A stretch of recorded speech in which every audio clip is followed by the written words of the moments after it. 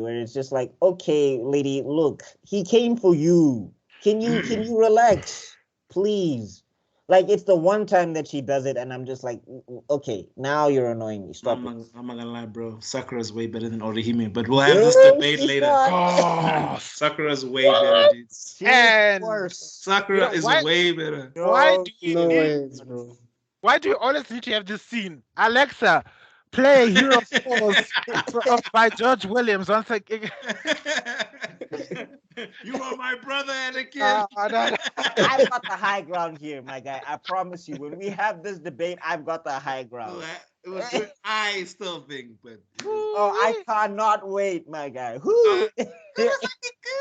I can't, Doug. I can't. Sasuke-kun, Sasuke-kun. You're gonna kill me, Sasuke-kun. I still love you, Sasuke-kun.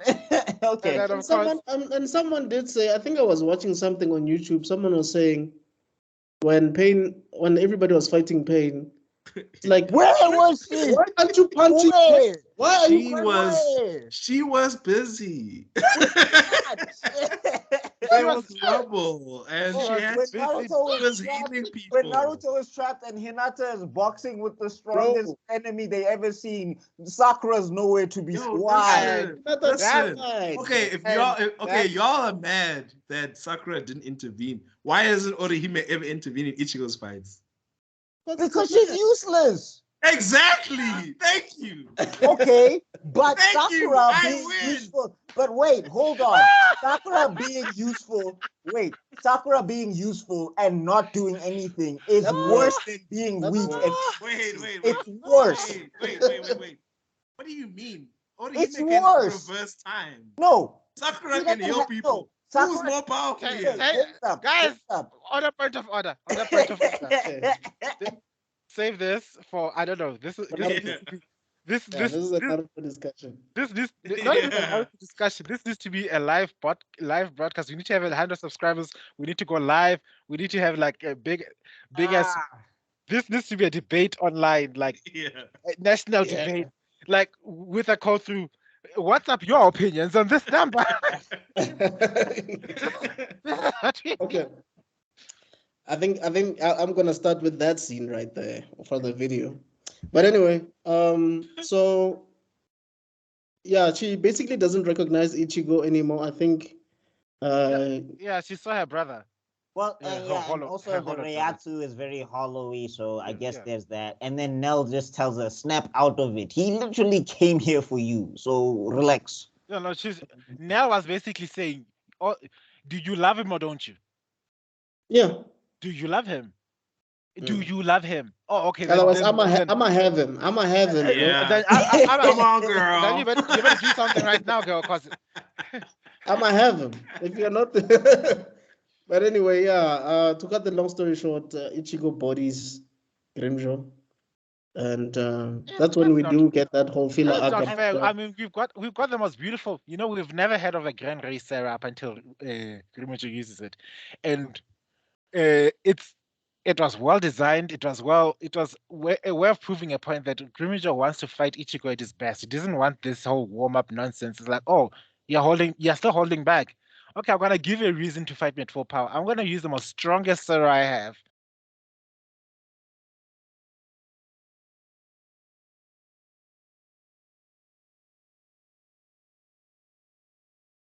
There we go. What is up, everybody? This is MrExtrodin back with yet another video. I'm not alone as usual. I'm with Buckmeister Cool, the coolest kid in Africa. Hello. Yeah, I said it.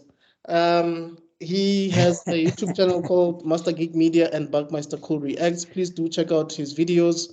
All things geeky. If you want to learn a lot about indie comics, that's your guy. If you want to understand why we should recast T'Challa, that is your guy right there. Then we have Kabelo Molepo from MeisterGeek Podcast. If you really want to get to understand why being a geek is so important, do check out his channel. He has a channel called Geek Spot, or rather a show, and then he has another show called Netgasm where Buckmaster and I feature on there, and he has a co-host called Pila, who's also a regular guest here, but unfortunately couldn't make it. But we do have a special guest, Abuti Bando. Someone that I've been looking up to with regards to this podcasting space. He knows quite a lot. I genuinely think he knows more than me when it comes to all geeky stuff. We'll see. You'll see. Cookies. Thanks for joining us, bro. Nah, no Steph. Yeah, so we just want to continue with the Aranka arc, or rather what we called it, the Hekomundo arc from Bleach. We basically ended with Orihime getting kidnapped, right? Yeah, I believe that was where we left off. Yeah, she got branded a traitor. And Ichigo had to figure a way to break into Hekimundo with his two friends. Right. Correction, with his day one and his friend and his pet idiot. Wow, who's the idiot now? Okay. Don't do Ishida like that. Ishida still holds the dumbest man awards. What? That? Why? He had one moment of dumbness. When's the next one? Please let us know. Okay, so we are all gonna just conveniently forgive the fact that he almost killed an entire city just to prove a point. No, but this one moment, though. They die. And he learned his lesson, and he almost sacrificed himself to save Ichigo. So it's dumb, yeah. But I'm saying we've seen other anime characters do worse. All right, fine then. If you really think about it in the series sense or in the anime sense, right? Without that specific point in the anime, we wouldn't have got a lot of the later Ichigo if we really deep it. Your point is conceded, but I still do not prize him for his intelligence.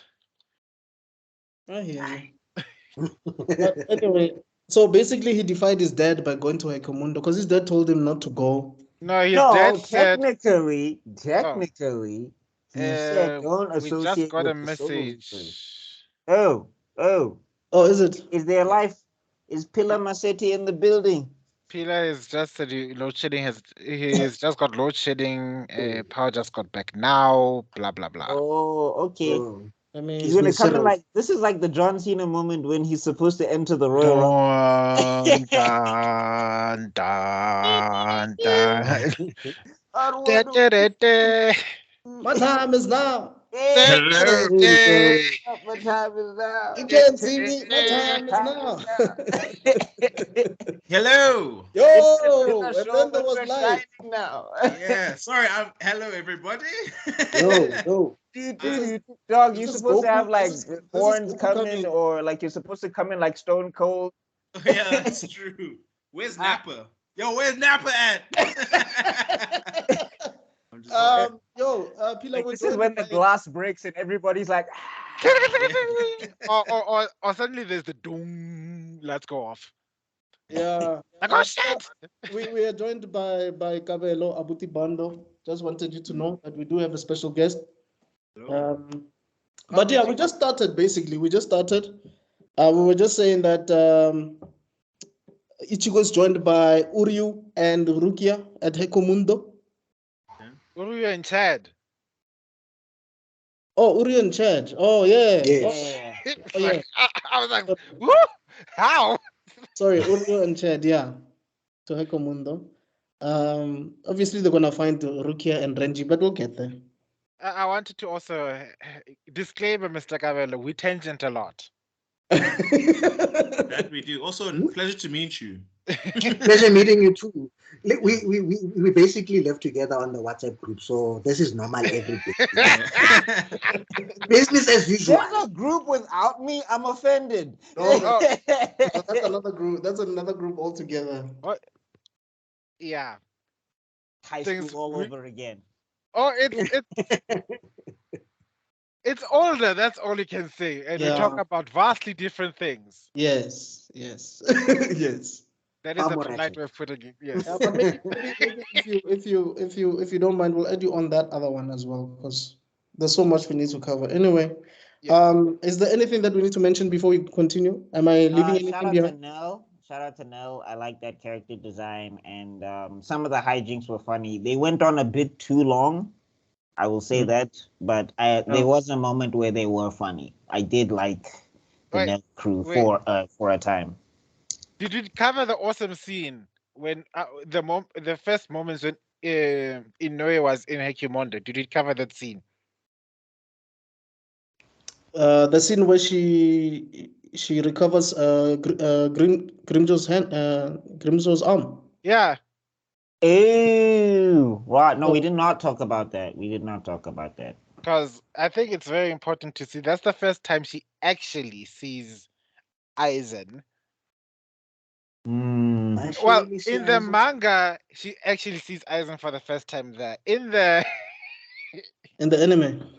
In the anime, of course, there was a moment where they're Kurosaki-kun, and then Gin powers up, and then they all fall down. She them as the Bleach series. There's a Bleach series that's hilariously funny at this point. I'm gonna start quoting all these. How far did they get? They don't get far because that guy runs out of steam very quickly. But he does pop in an episode in the regular, so it's a slow burn, but it's a hilarious burn. Okay. Yeah. So, so after Gin powers up, she sees him in the anime. That's right. But in the manga, she doesn't see him until this moment, and she comments that it's actually difficult for her to talk in his presence because, of course, of his charisma. Can't be any other reason. Pure handsomeness. Like, look at me, I'm gorgeous. So basically, this is the moment where Aizen is actually explaining how powerful Inoue is. Like, yeah, like. Which that made me so mad because I was like, Kubo, you can't set her up for such excellence and then not do anything. But Kubo said, "Watch me." You literally took the words out of my mouth, man.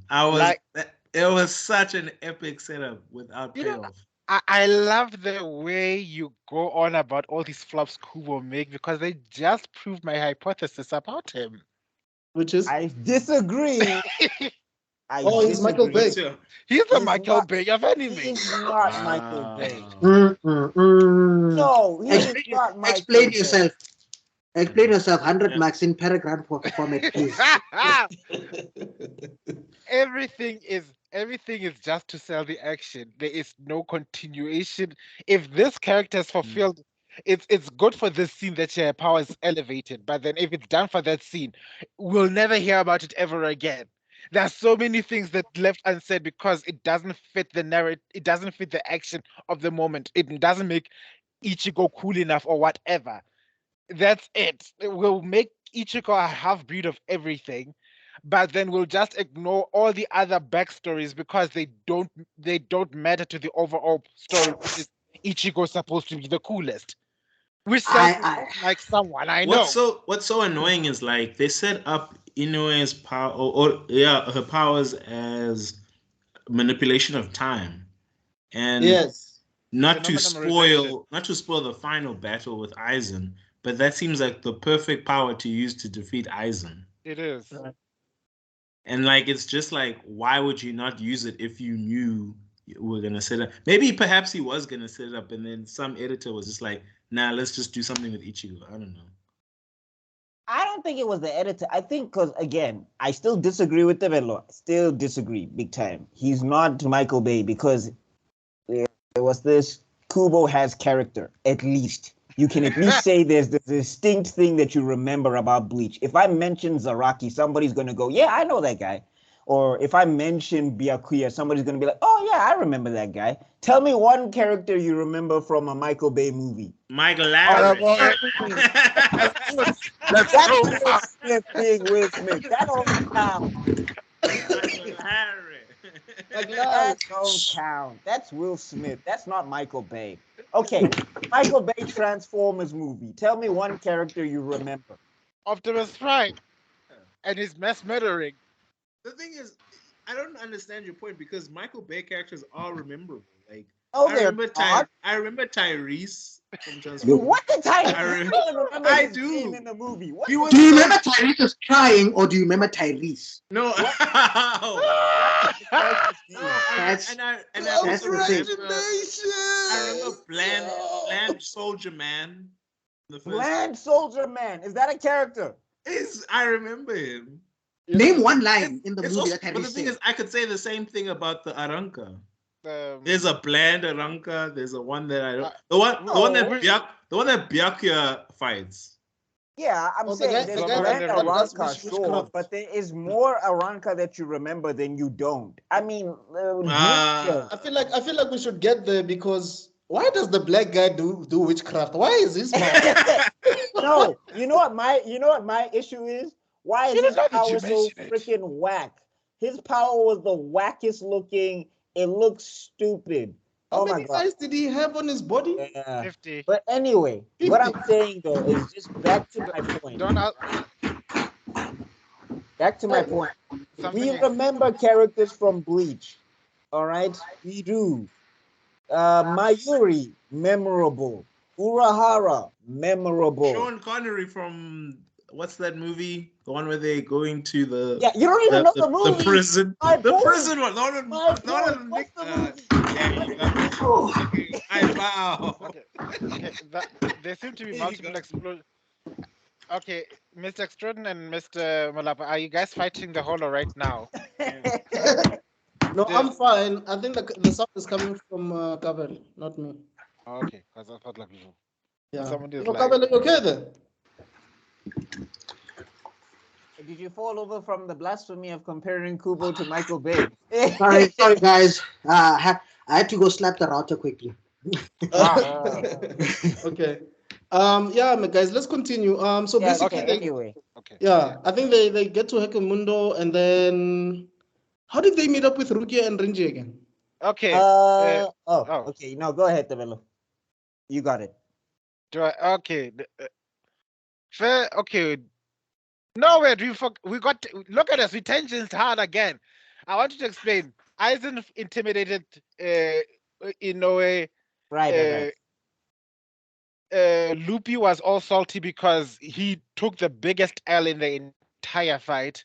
And he was sort of embarrassed, and Aizen knew that. So it's like, you know what? I ain't got time for people weak as bitches. So I'm gonna just use Inoue to replace Grimmage's arm. And he knew exactly what Grimmage was gonna do the second he got his arm back. Right. And I was like, yo, Luffy, you were talking way too much shit just to get one-shotted. But that was beautiful. It's like the way he looked at him was like, bah! Former in number the manga, 6. you see that arm. Yeah, Jane Motorokuba-san. That was so beautiful. Anyway. Yeah, Michael Bay, ne? Yeah, Michael Bay. There are also awesome action scenes in the Transformers movies. So you can't discredit that. Which one? No. It's junkyard fighting. It's junkyard fighting. The whole Ironheart backflip, gun shooting at the ground flip thing. Come on, that was decently. That's worth remembering. There's actually something I wanted that you guys touched on about rememberable characters or characters that just vanish in the middle of everything. I'm actually going to say something that I don't think people have noticed about the entire series, right? If you look at the themes in Bleach throughout the whole series, you realize that Kubo's actually his main focus is broken connections. Like, take for example the scene with Ichigo finding the ribbon, right? The red ribbon for his Reiatsu. Oh, didn't we talk about that the other time?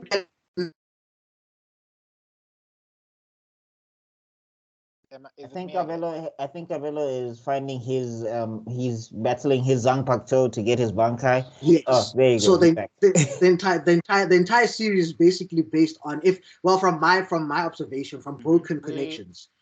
We lost you at the. We lost you at the okay. Oh, the red ribbon, and then now regaining her power, which is a disconnect or loss of connection from her own powers, right? From her true self. When you look at the entire series completely, now you're not supposed to remember most of the characters that you come across in the series. The only characters that you're supposed to remember are mainly Ichigo and his crew of bandits, right? But it's still like a little bit. No. Because who do you remember outside? Who do you remember outside of Optimus? Bumblebee. Okay. It's basically the Bumblebee and Optimus Prime show. Yeah, that's it. It's not only their two show. I'm It's supposed the to Sam remember. Wiki, Megan Fox, any hot girl that Michael Bay wants to film show. They're not even in those movies. Wait, sir. Where was Sam Witwer?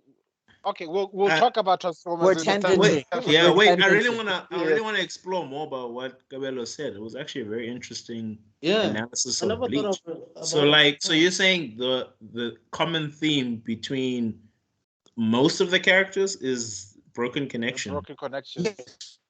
Which makes sense. Okay, is it me again? No. I think it's Kabelo. Hey. Is it me again? Yo, guys, am I back? Yes, you're back. So, Okay, fantastic. Eisen is trying his level best to break this connection. Yeah. I'm pretty sure in a couple of minutes you're gonna hear Shadow. Well, guess what? It's a broken. Just It's a broken don't do connection.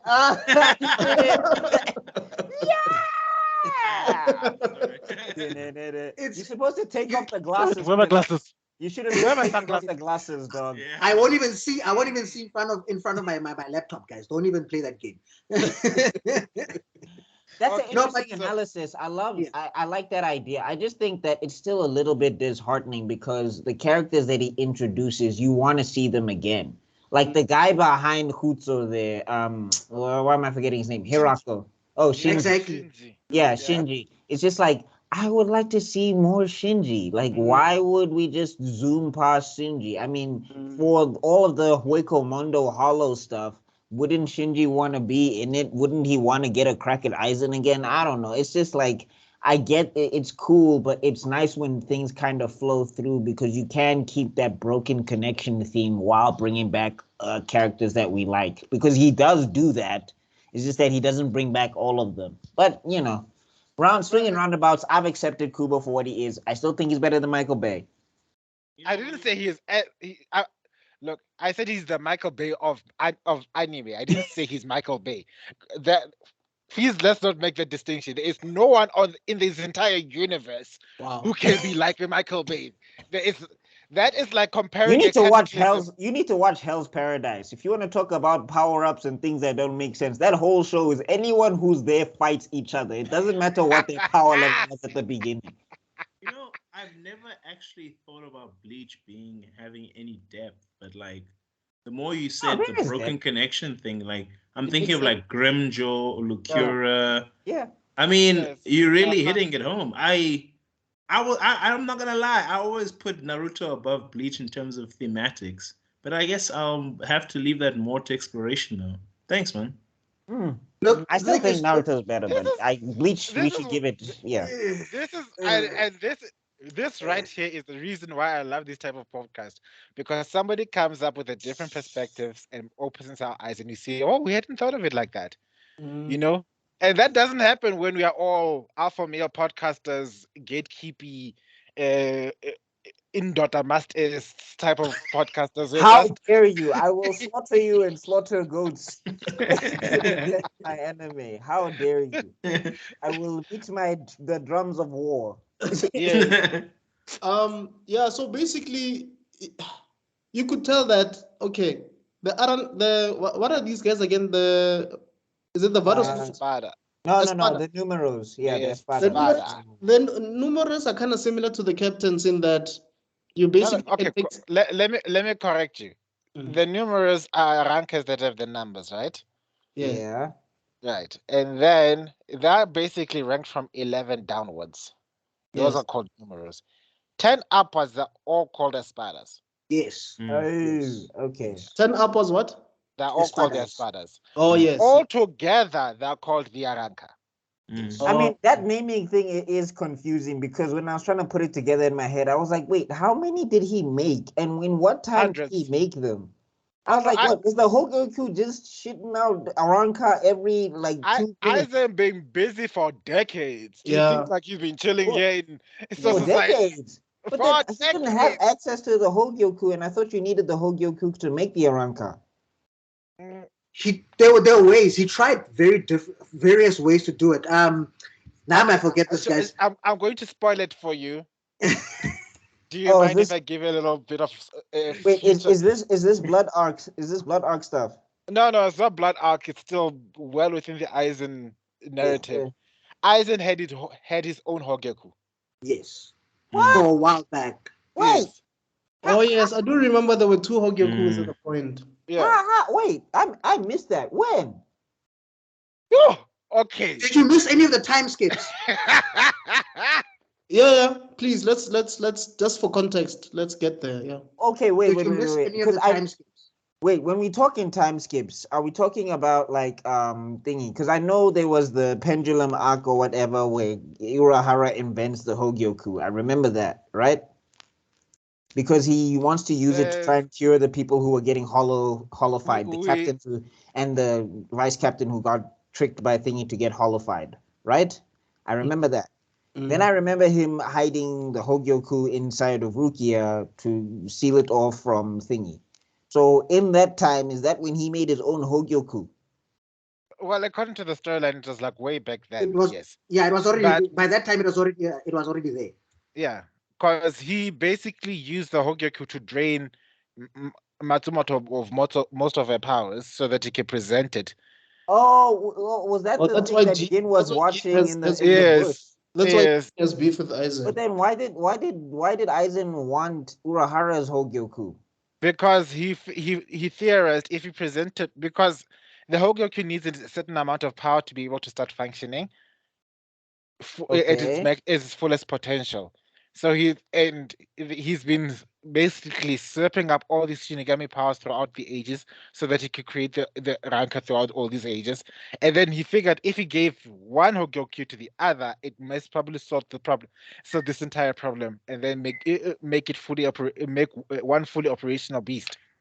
Okay, so then that means that he had to make multiple visits to Huecomondo for this to happen. And he been busy. He been. If you look at the backstory of Baragan, the man visited Huecomondo like eons ago. You could call the Visor the first attempted Espada, if roughly, if you can put it like that. Okay, I'm caught up. All right, cool. Okay. Now we shall continue. Okay, like I said for the third or fourth time, Chad and Ichigo and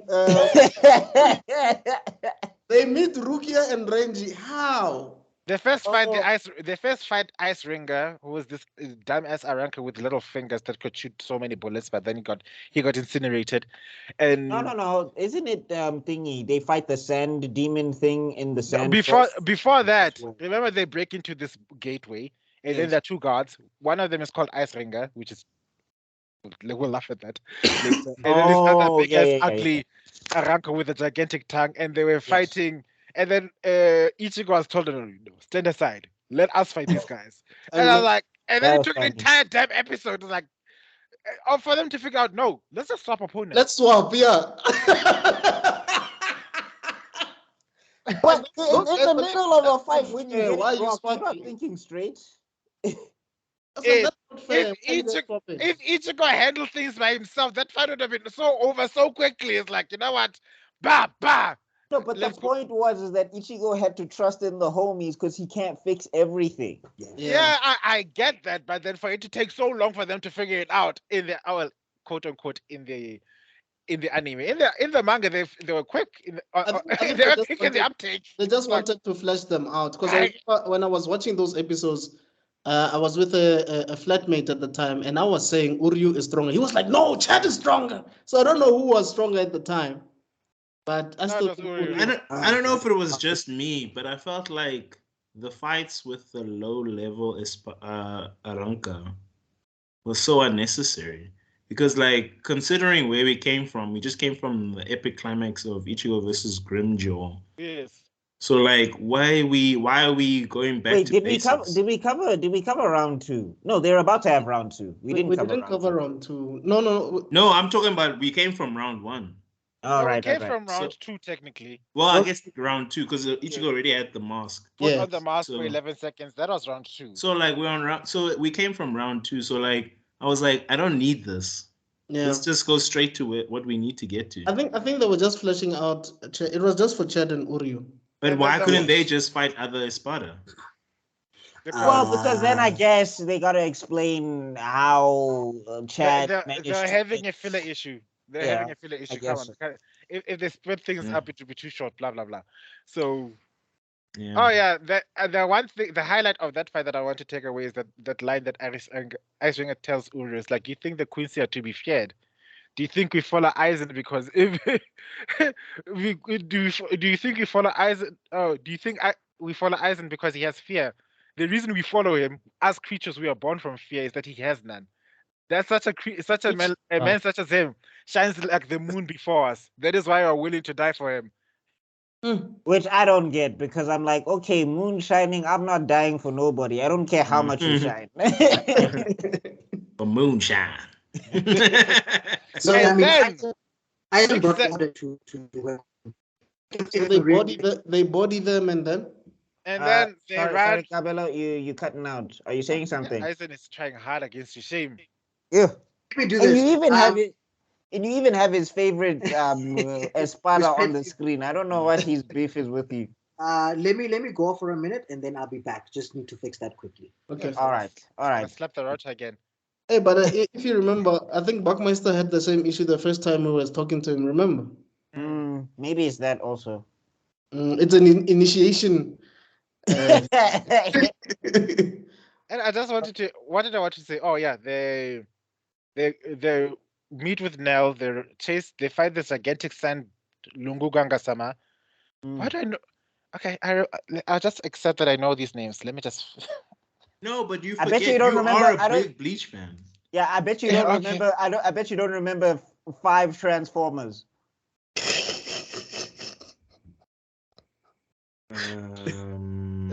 Are they even 5? They are. They are the original 5. There's Ironhide. I forget his name. The doctor. That's the problem. Bumblebee. Point. Then there's the guy who got split in half by Megatron. What's his name again? Oh yeah. We were supposed to care, but Mike Zimmer. Look, if we were talking anime, I would have mentioned like Red Alert and because that's I remember it. Match, baby. Well, technically, the Transformers are the supporting characters. You could be asking us who the humans are. Yeah, the Decepticons and the Autobots are like they come and go, man. Name 5 Decepticons. It's Yeah. Is Starscream a Decepticon? Yes. Yeah. It's basically him and Megatron. The other ones don't get. The other ones not better. Yeah. No, the thing about Starscream, if I remember, the original Transformers is, and what's not the original one? The one, what's this one? Armada from SABC. Armada. I think Starscream like joined forces with the Autobots at a point. That's what I'm asking. No, quote unquote, Starscream has always been the betrayer of the Decepticons. Yeah. He's never been like, I'm joining the Autobots. We're tangenting. We are waiting for our co-host to come back. Also, I'm not gonna lie, it's the wildest thing out of context. Like, if I just started watching this video at this point, I'd be like, why the hell are you guys comparing Transformers to Bleach? That's the most random ass comparison ever. It is. It truly is. Y'all need to put it okay, disclaimer alert. I'm running on very little sleep. I was up until 1 last night, so that's why I'm a bit more hormonal. Yeah, kiddie moods. So you must understand. I think we all have our days. It's fine. Yeah, sure. So also, that's why I'm not doing any Coke product placement. It's just my throat is very dry. This Gauteng weather is weird, man. Is it raining by you guys? It was. Oh no, it's still hurricaning by me. It's like really. It's not raining. Yeah, Toshiro's having a battle right now, so he's changing the weather up in the sky there. Bankai. Daigrin. Yorin Maru. By the way, I just wanted to find out from you guys. Have you guys read or watched Berserk? Are you guys into Berserk at all? It's a great series, but it's a lot. It's just like, yo, do I have to see another woman get split in half again over like the most torturous? Like, it's so painful. Oof. I've only gone up to Golden Age. I think I tried to go past but the anime versions weren't good enough, and I wanted to read the manga, but because it's not finished yet, I felt weird, so I just stopped at Golden Age. And then also there's rumors that Guts won't get Griffith, so it's just like, am I gonna invest in that? Because that's all I want to see, honestly. Yeah, it's like Monster, right? Naoki Urasawa's Monster. I didn't finish it. I'm still watching the anime. I didn't finish it, but it's like, it seems like Dr. Tenma doesn't kill Johan. I'm like, what was the whole point then? Dr. Tenma. I finished Monster. I think you should finish it. I think it's a really good show. I'm not gonna say what happens in the end, but it's really good. Okay. All right. No, I'll check it out. It's also very grown up are you and there? slow, but it's good. Debs, are you there? Yeah, he looks frozen. Yeah. I see Pluto's out, which is I watched Pluto and I finished it. It's good. It's good. really? I should check out. I'm gonna check out Pluto. Should I watch Astro Boy first and then get into it? No. Okay. Wait, Hello? is it connected to Astro Boy? Am I back? It's basically, so what Naoki Urasawa did is he read like a chapter from Astro Boy. I think it's a two-parter, if I'm not mistaken. And he turned that into a dark version of that story, basically, and extended that storyline. Oh, okay. Hey, my chief, Huto, you're gonna have to put a chapter for this section called "Random Things That Have Nothing to Do with Bleach." I'm just gonna call it filler. Yeah, welcome back, man. All right, there we go. Hope this is better. All right, cool. So we just left the basement after they beat those two Aranka. I still love Chad's moment in that fight. I know people say that fight is useless, but Chad's moment was dope, where he's like, I always have to hold back, wada. And he just socks the hell out of that lanky armed. I felt bad for that dude at some stage. And I was also like, yo, Kubo, these lips. Did he honestly give us the Superman speech? Yeah, he gave us a Superman speech. But I'm saying, Kubo, these lips are wild. Why are they so, I mean, okay, but fine. Many of these characters. Kabelo? Hey, son, now you traded places with Kabelo. Anyway, now, boy. Am I gone again? Trading places here.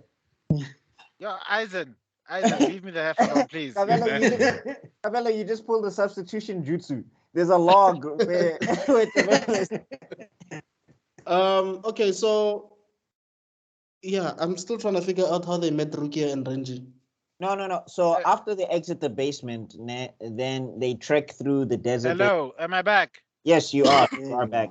Okay. Yeah, so they're trekking through the desert. They're trying to get to the castle or whatever, and every time they run towards it, it keeps getting like it's further away. Yes. So then Nell and them figure out a way to take them to the castle and all of that stuff. Yeah, Nell gives them a lift on that big ass eel, Bawa. Yeah, Bawa. And then after Bawa does what it does, then the giant, sand giant comes out from the Lungu Ganga-sama. Yeah, that one. Yeah, he comes out from the desert, and then they have to fight him, and then they almost lose, and then he asks Nell how to beat the monster, and then it says water or something. Yeah, because she said, no, I can't tell you. You are bad guys, and it's like he's gonna kill you too. But she was a kid, so you let it go. Yeah, I guess. Quote unquote kid. Can I ask you guys something before we continue? I know MeisterGeek still wants to know how they met Renji and Rukia. You're almost there. Just a general question. Are you guys happy with the world building in Hikumundo? Just in general? No. Yeah. It's interesting. It's interesting, but I wish I got to see more of it. I think like that's the thing. Like the premise is fantastic. It was not King Baragon. I would have loved to have an arc with him where he was the main villain before we got to Aizen. Yeah. Yeah. But then it would have given us the same Shao Kahn vibes. Oh, he was the main bad guy of this arc. Oh, now look, he's Aizen's bitch. Well, well, that's the formula that they've been kind of following, and it's not the worst formula. So it was not as interesting. It was not as interesting as Soul Society in terms of world building. I was going to touch on that. It's the whole point of Hueco Mundo is to show the inadequacies of Aizen's kind of duplicate world of Soul Society. If they'd gone further into it, it would have lost the entire appeal. Oh. Would it though? I mean, I think I would have wanted to know, like, because I mean, also the politics amongst the Arankar is interesting, like how they beef over how to serve Aizen. Like, I would have liked to see a bit more of that. I mean, we do get some of it with the later characters, but I'm just saying I would have liked to spend a little bit more time with that. And then also like what are the physics of Hueco Mundo? Because like if we look at the physics, like they explain the physics of Soul Society, but obviously we were seeing like there's different effects in Hueco Mundo. Like Chad was the one to flesh that out. So it was like, what was that about and all of that stuff. So I would have liked to know some of that.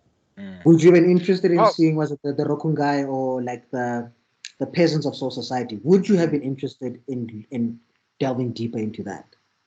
I mean, we did get some of it. I mean, again, I think Soul Society is confusing to me just because of like, is it you die twice, I guess, and there's currency and there's newsletters, and I'm like, y'all are in the afterlife. I don't know why we're doing all of this, but okay. But yes, and like I said, there's jazz 100 years before jazz came to exist on Earth. So yeah, okay, cool. But anyway, the point is, I think, is that with Soul Society, finding out how they get affected by like the Gote 13, when we did get what we get, was interesting because it's just like, yeah, he's Gote 13, we like him, but like, what's going on with this structure? And I guess you blame it all on Central 46 because they're very incompetent. And I guess they don't know how to utilize the power of the Gote 13 well. So you get some of that. So, I mean, a flip side of that on Hueco Mundo, and maybe there's Aranka, because like that's why the Nell crew was so interesting, because there's Aranka that don't fuck with that don't like Aizen.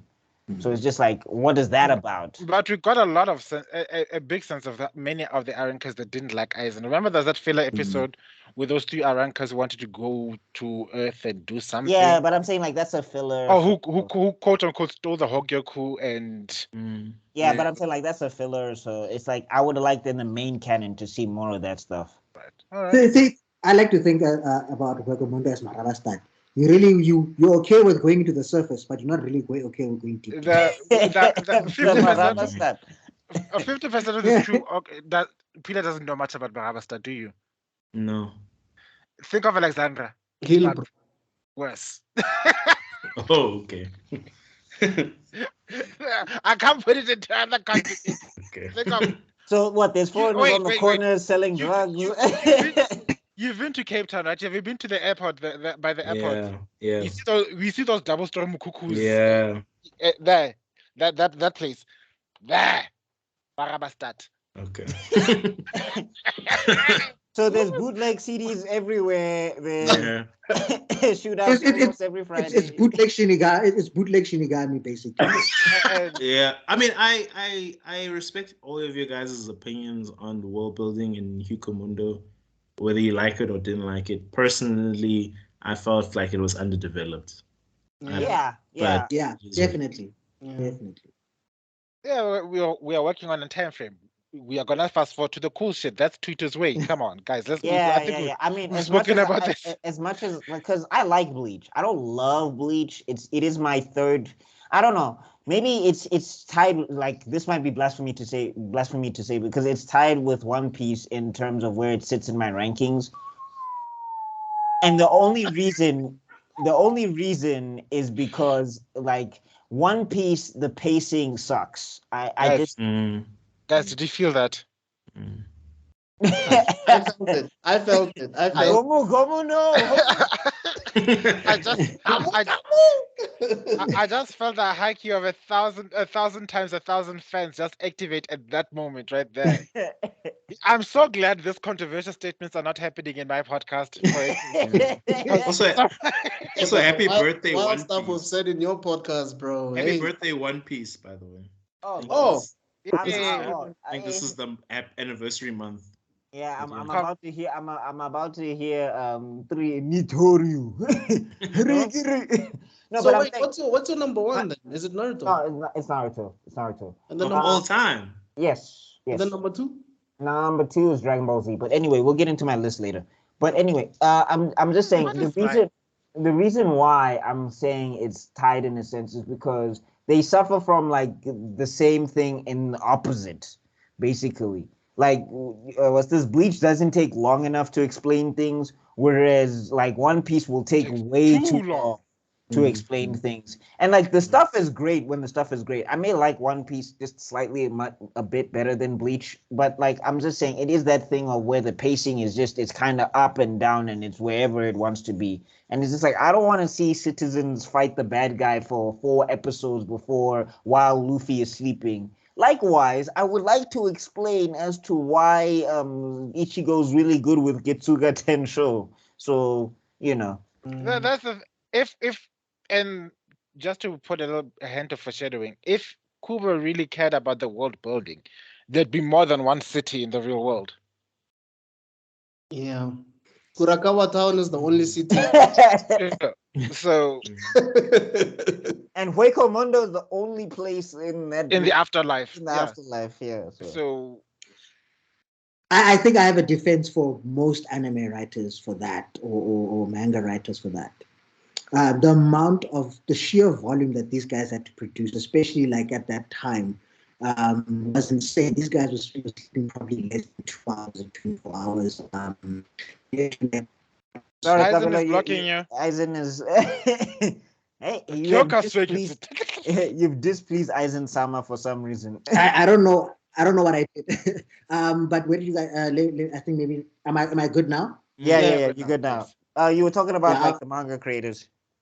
Yeah. The sheer volume of stuff they had to produce in a week or in days. These guys probably slept like 2 hours in the space of 24 hours for 7 days straight. So I can understand when a lot of the world building falls short or gets over explained. But yeah, it's basically that. Well, I mean, that's kind of why like Naruto was. I mean, also Naruto is limited in its scope, but at least it did give explanations for like villages and how the other villages work and like the Third Great Ninja War and all of that backstory and why the Leaf are known as the most powerful of the shinobi and all of that stuff. So that's why I'm like, you don't have to expand too much. Like that's why I'm saying like Masashi in terms of his world building, it was like just enough. Like you knew enough that you were like, I know what I need to know here. Whereas like with Kubo, it was just like you could just go a little bit more. Whereas with what's this? Why am I forgetting the One Piece creator? Eiichiro Oda. There we go, Oda. With Oda, it's just like, okay, this is way too much, dog. Like Which you've perfectly explained it. If you look at the world maps, we've got Bleach, which is just basically a city. We've got Naruto, where you can see a continent, basically different countries here, and then One Piece is an entire damn planet. It's a whole planet, but you see East Blue, you see the Grand Line, you see it all. And it's not just a planet; it also goes up and down. Yeah, Skypiea, and there's a god there, and then you meet Don Flamingo. But anyway, let's go back. Okay, so what happens is Lungu Ganga-sama gets frozen by Rukia, and then and then Ichigo is excited, runs up to Rukia, gets a right hook to the face, gets another right hook from Renji because they pissed at him for not believing in them. Who sent them to the real world? Obviously, it was Byakuya-sama. But like I'm just saying, I felt like, come on, that's a little bit out of pocket because I'm just like, he just got told that y'all can't help. Why are you guys mad? So he sent them to Heikomundo. No. Byakuya just said, I was ordered to bring you here. I wasn't given any orders of what you can do afterwards. Yeah, but you know Genryu-sama was going to be like, Byakuya, you did what? Time to die. But then he said... guy. Then he gave him those coats because the winds in Haikyumonda are very harsh, so you'll need some additional protection. Like, so Captain Commando gave Byakuya orders to no, he didn't. That's why I'm saying Genryu-sama would have been like, it's time to die, Byakuya. No, but he didn't know that Byakuya was responsible. All he knows is Vice Captain Abaya Renji and 13th Seed Kuchiki Rukia have left Soul Society, and then you just see Gonrusa being the all-time. This is the same usual bullshit for the last 5,000 years. He does the only things he says is "damn them," like this. Damn these kids. That's it. Also, Lamjita is old, guys. He's old. There's a lot of things. No, but that's what I'm saying. Even looking from people like saying, why is Garusa so relaxed and there's a literal universal level crisis happening around him? I think it's like, for him, it's just Tuesday. These things have been happening so often, so many times. He's just sick and tired. Oh, Aizen is throwing another 10. There's another captain throwing a 10 times again. Oh, somebody, Mayuri discovered some universal ending treasure that needs to be sealed up forever. Oh, okay. Oh, look, Soul Society is covered in muck because of this mad scientist. This happening again. Is this Tuesday? So, at this point, you just see, damn these kids. Why don't they listen to me? Whatever. Alright, sharp. Okay, cool. So they're frozen, the punch. Okay, then they're going towards the castle now. And then they get sucked up by the big hole again. They fall underground. We get treated to the most boring filler arc. Okay, well, we do get a little bit of exposition, but that one Shinigami that has been living there for eons, blah blah blah. Amazing design. Absolutely nothing. Amazing design. Amazing design. I love this design. But yeah, it was only to give up his life to save what, Rukia? And it's like, also just go with them, but you're a filler, so you don't count. Yeah. So I think at that place where they need to decide which door they need to go through. Oh no, we can't forget, before we even get to the part where they arrive at the door, it's as they arrived, that's when the Espada have this meeting. You see this meeting here? Yeah. So Aizen comes, it's like, greetings, my dear Espada. We are under attack. But first, a cup of tea. Now that everybody's got the tea ready, Kaname, Ezo. Then you see this projector. Yeah. Oh yeah, should I do the countdown of the Espada? Oh yeah, I guess this is a good point to do it. Are we starting with number 1 or are we starting with number 10? Number 10 is Yami. I don't care if they say no, he's actually number 0. That was the red one. Yami's number 10. Arankaradis Yamida.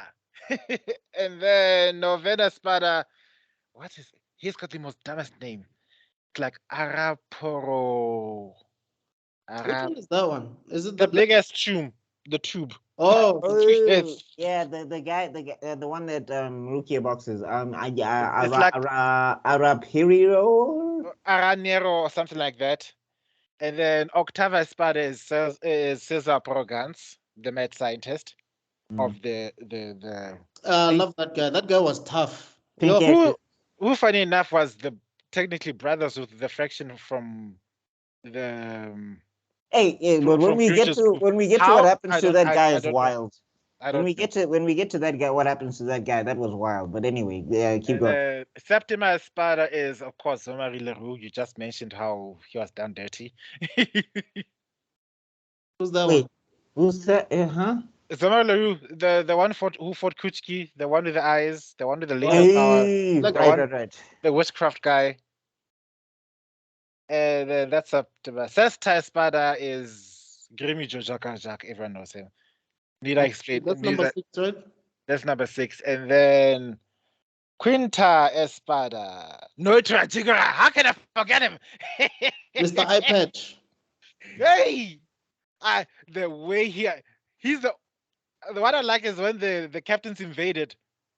Okay, we'll get to that scene. We'll get to that scene because it's one of my favorite moments of this entire arc. Okay, no, let's yeah. Yeah, and then Quattro Espada Urukira Saifa or whatever his name is. Depression. And Tres Espada Tia Halibel. I love her, man. Amazing design. I love her. Not much character, but amazing design. Okay. Hey. Should I get the pillow again? No. Okay. And the number 2? Secunda would be Barragan, Luis and Han. Barragan. Yeah. Who's that again? Barragan, the old man. The king. Oh yeah. And then Coyote Stark. Who is questionable? Like his position is questionable, but yeah. What you see, the thing that gave these people the different titles is the Barragan explains it. What gives them the ranking is not necessarily, well, it is about the power, yes, but also that the 10 espada represents the 10 aspects of death,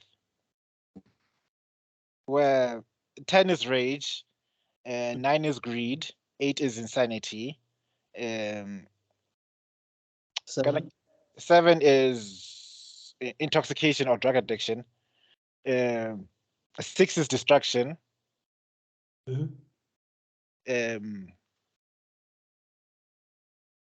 What is 5 again? I keep forgetting 5.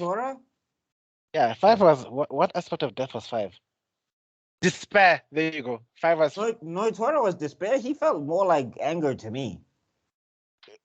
No, Yami gets stronger. The angry gets strong. The anger gets. Noitra gets off in making you feel like there's absolutely no hope in this fight. Okay. Yeah, and then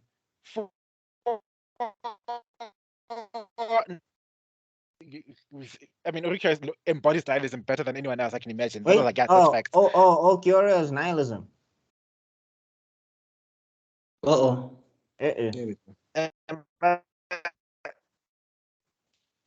Again? Hello? Yeah, we can hear you. Am I back? Yeah. Is Eisen trying to block me? Yeah. You bastard Eisen, you will never silence me! Let me go get my sword. Where's my sword? I'm gonna have to go back. Okay. And then into third is sacrifice, basically suicide. Second is old age, and first is loneliness. Oh yeah. Yeah, I remember that. I remember the loneliness part, and I remember the old age one. So loneliness kills more than you can imagine. That's why it's very common. If you pay attention, when an old couple, when the one spouse dies, count 6 months. 6 to 8 months. But is that loneliness or is it? Yeah, it's called broken heart syndrome. It's a literal disease. Yeah, I wanted to get there. Like, isn't it because of broken-heartedness? Yes. But also in Japan, one of the issues that they have is loneliness. The cultural issues is loneliness. Really? Yeah. And it makes sense. I mean, I think when I was doing research on Eiichiro Oda, either him or Masashi Kishimoto. So Eiichiro Oda sleeps like 4 hours every day. And I think he only sees his wife and kids like once a week or twice or 3 times a week. So you can imagine he spends most of his time alone. Yeah. Well, with his assistants here and there, but he's mostly alone. Yeah. It's a lonely journey. So does it have to be? Because now you get this one piece every month. Now I'm going home. I used to think these people used to tell me, oh my guy Devil, you would have been so big in Japan if you took your comic to Japan. I was like, no, I wouldn't. Yeah. Not me. I like to sleep. I like to take a break. Do you know how successful? I would have been the biggest junkie in Japan. But also, I mean, when you look at someone like Osamu Tezuka, who had more than one story, like he would do like maybe like 4 stories at the same time. Or someone like Naoki Urasawa, when he was doing 20th Century Boys, I think he was also doing, what was the other one that he was doing? I think he was doing, I forgot. So it's like, I mean, he went to hospital because he was doing 2 things at the same time. So you can imagine, like, when do you have time for your kids? When do you have time for yourself and your family? Makes no sense. Is this why all the dads are deadbeats? Yeah. Maybe, man. Is this fine? Most likely. It's just actually expressing themselves. Did the mangaka of Baki, did he hate his kid? That's why he made I don't know.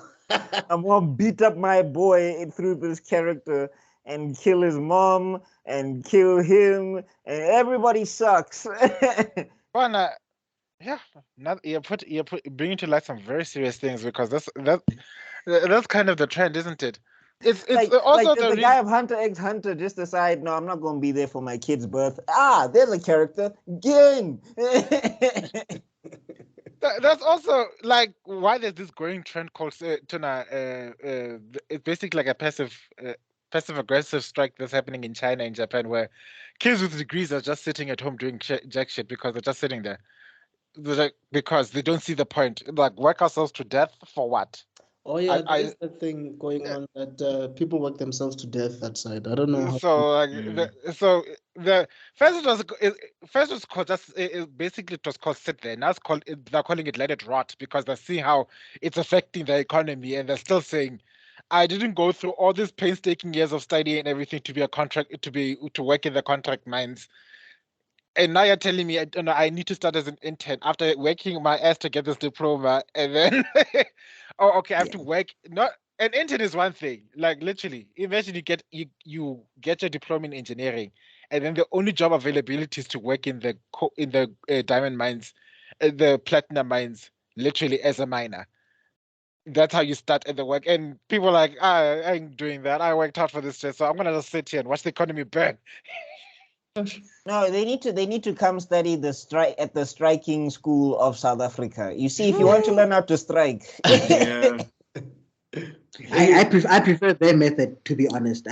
There's a story that I'll tell one day, but I prefer their method. It works much better. You don't have music, bro. You don't have a music video, bro. House, and then there's like smoke in the background. Yes, and a certain song that got a politician in trouble. Okay. Yeah. So that concludes our deep moment for the evening. Yes. Okay. Getting back to it then. So that's we've entered the castle. Renji makes them do the cheer, which I mean, I know he was embarrassed to do it, but I was like, I kind of like that cheer. I mean, I get it because you're like, don't die, guys. Peace out. Basically, is the cheer. And then everybody goes down their corridors, and then Gin does Gin things where he manipulates the whole way. Like, oh, you should go here, and then you go there, and then you go there, and then Torsten's like, "What the hell are you doing?" Mm-hmm. And it doesn't Torsten. It does Rukyora. Like, what the hell are you doing? Nothing. You think Gin was giving them a leg up, like he was pairing them with opponents they could beat? He was also counting on Aporo's greed. Oh, because like the other thing is that like because like this is where the power scaling kind of is like, how is this working? I don't know. Maybe Kabelo, maybe you can explain, because it's just like I thought Espada was supposed to just wax captains. Okay, so if you look at there's an explanation that Eisen gives in one of the episodes, right? The Espada were not supposed to be like for like captains. I don't know if I'm making sense. Okay. They're supposed to be the replacement for the captains. Okay. Okay. Yes, because if I know I keep forgetting that guy's name behind Kuto there, but he's the Shinji. archetype. Shinji, he's the archetype. If you look at Shinji's story and then you look at how the Espada came to be, you'll start seeing similarities, right? There's the Espada have a code of conduct just like the captains do, right? But it's completely polar opposite. If you look at what they stand for, besides it being we follow one leader, each individual leaders. You're Eisen again. Come on. Hi, Eisen-sama. Yo. Okay, are we back? Yeah. Am I alive again? You're alive again. Okay. I think I left it by saying that the individual Espada control individual worlds, not teams, if you think about it.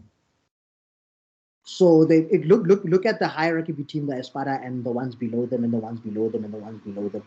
Those are basic worlds. Those are the idea. It's basically Aizen's ideas of what Soul Society should have been. Yes. Am I making sense? Okay. I can see that. Yeah. So they're not like, the reason some of them are more powerful than captains, which they are, they got nerfed a lot, but originally they were supposed to topple the captains. Okay. They failed horrifically. Yeah.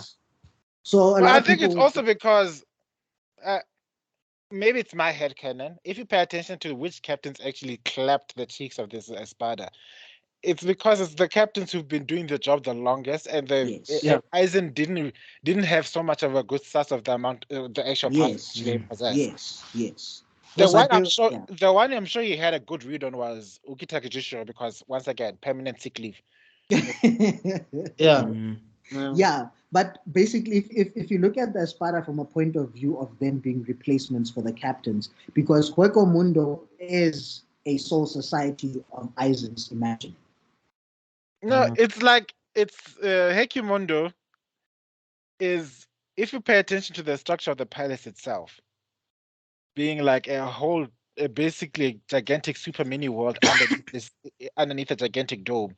He's basically took copy and paste of Urahara Kisuke's little underground domain, trading domain, or the same one that you have in Soul Society. It's like he knew about these places, and then he took the design and then he made it 1,000 times bigger. And 1,000 times worse. Obviously. I mean, bigger does not necessarily mean better. That's what she said. So Pila, you want to jump in on this? I don't know if you got anything to add to what they said. No, it's a good observation. I mean, the only thing I would say is it's kind of points out Aizen's contradiction, because his whole thing is he hates the Soul King and everything the Soul King has made, and he hates the structure of Soul Society, but it's quite a contradiction that he would just emulate it. But part of the reason why he failed. I think the point is that he's got a God complex. The Soul King is supposed to be God, so he's like, I'm God now. And then it didn't work at all. That vacant throne in the sky will be occupied by me. And you're just like, what are you talking about? And how did you turn your glasses into hair gel? What is happening? I'm a Superman, this bitch. I think he saw this comic of Superman like a couple of decades ago. I was like, fascinating. But this is the thing that annoys me. And he wears glasses like me? This is the thing that annoys me the most about this arc. Because, like, if it was just told a bit, not a bit, a lot tighter. Like, if you didn't do part 1, part 2, part 3, part 4, Karakura Town, then Aizen's crazy. If you had just condensed this to, like, one thing, I think it could have been beautiful. But because there's so many ups and downs, I'm not gonna lie. And then as an anime viewer, there's also filler here, filler there. It kind of put me out. Like, this is actually the arc where I stopped watching Bleach for a long time. I stopped watching Bleach before it stopped being on air. It was during this arc where I was like, I can't do this anymore. And then I think I came back for Kurakara Town, because I was like, okay, there's episodes now. Let me check out what's going on. But the pacing, it ruined it for me. Let's be honest. The filler arcs did hurt Bleach a lot. I don't care what people say. You know what it is. You know which filler arc really took me out? Yeah, you know which filler arc really, the one where there was this princess and this guy with a sword that has roses on it. Yes. That's the filler arc right after the Grimjaw fight. That filler arc took me out of Bleach. No, but like, you know what I'm saying? Like, the problem is, like, the reason why filler never hurt Naruto like that is because they finish up an arc and then it's filler. So you can finish up an arc and then okay, this is filler. I can skip all of this. It doesn't matter. Bleach, it just hard right turns into filler territory with no warning. I'm like, okay, it's Ulquiorra and it's Ichigo. Now we're fighting vampires. Hey, man. But my beef with the Bleach pacing, it's not even okay. Take away the filler arc. even just the arc itself, it still has so many pacing problems. Like because I didn't drop out when the filler came. I dropped out during the main source material. I was like, I can't do this anymore. I was like, this is all over the show. Maybe I'll come back later. And then I think I ended up being wrapped into Naruto's world. Yeah, but at the same time, like I mentioned before, this whole arc is basically Soul Society 2.0. We've got a captured princess locked up in the tower. We've got heroes having to come to this new world again, who quote unquote have to discover once again they've got these new powers they have to learn to navigate and manage once again, dealing with finding new mysterious allies in this new world once again, who also have a complicated backstory with the established world once again. So I think Kubo must have been struggling a bit here because if we really think about it, for instance, that Chad and Uryu fight, it's like he was stalling, you know? So, and then... But it's not the worst way to stall, I don't think. Especially like in the manga, because like in the manga, he like wraps it up. And also it's like one thing I will give Kubo that I think he does better than a lot of mangaka is that he gives side characters moments. Like side characters get to shine throughout Bleach. Even characters that are so minor, like you wouldn't even think about it, but they get a moment. They get a camera scene. Like if you go to Oda doesn't do that all the time. Oda, you know who boxes. It's Luffy, it's Sanji, it's Zoro. Like Naruto, you know who boxes. It's Naruto and Sasuke. Everybody else gets to do something. Kakashi's just Batman, basically. Yeah, but like I just wanted to add everybody gets to fight. To add to your point, I respect that for him. To add to your point, like sometimes he even takes it back to Earth, where they show Katsuki, which is a character that I still think that she could have done so much. Like she has so much potential. Where she's just they're showing her like seeing ghosts. You remember? And I guess you could say this is the moment where the other guys started noticing that okay, actually, like there's more to to Ichigo and the other guys than what meets the eye. And like also not to knock Bleach too much, but like the reason why I also checked out of Bleach during this time was like 2007 was like 2008 was a good year for fucking anime. Like Death Note came out, Code Geass was killing it. There were options, and pacing was good on those options. So that's why I was like, man, Bleach better step up its game, or I'm out. Do you think Bleach should have had at least 80 episodes or so? Look, I can't really think of a specific episode count, but if they scaled this arc down without all the filler fights, because I mean, if they condensed it to like more of, because it's basically a tournament arc structure, but if you just take out the filler fights that mean nothing to the story and just focus on the main fights that matter, specifically the Espada, because technically you're only gonna get 10 fights. So if you just made it 10 fights, it would have been perfect to me. I mean, I guess maybe 11 if you include. How do you justify Uryu and Chad's existence? That's the thing. They are the main characters, not the captains. It doesn't have to be a captain on captain situation. They should have stepped up and fought. Okay, but then we also complained about the power scaling and how it affects everybody in the show. So maybe Kubo was thinking about that when it came to those two characters. Because if they stepped up and fought Espada and won, wouldn't it have cheapened the Espada? Look, it's probably going to take a whole lot of rewriting, but I mean, we do have a time skip in the beginning where they could have been training because they know Aizen went into Hukamundo. There's a little bit of peacetime before the invasion technically starts. Yeah, they could have been training. They had a time limit. They had 4 months. Yeah, but maybe also at that point in time they didn't know how strong the Espada were gonna be. And like I'm saying, do you want to see Chad beat an Espada? I would love to see that. I just don't know how they would. Okay, Kabelo disagrees. I would. I mean, but that's also another thing. I get what you're saying. It's all over the place because then you also have the visored. Yeah. So you've introduced this whole other thing that are supposed to. You know what I mean? But it would take a complete rewrite for it to work tighter and more structured. Of course. I agree with Buckmeister. I think You guys can correct me if I'm wrong. I think after Chad introduces that Diablo power, then we get a filler, right? So you can imagine that you're busy waiting for this filler to end so that you can see what Chad is gonna do. Then Jiggy, just after that thing, how? Yeah.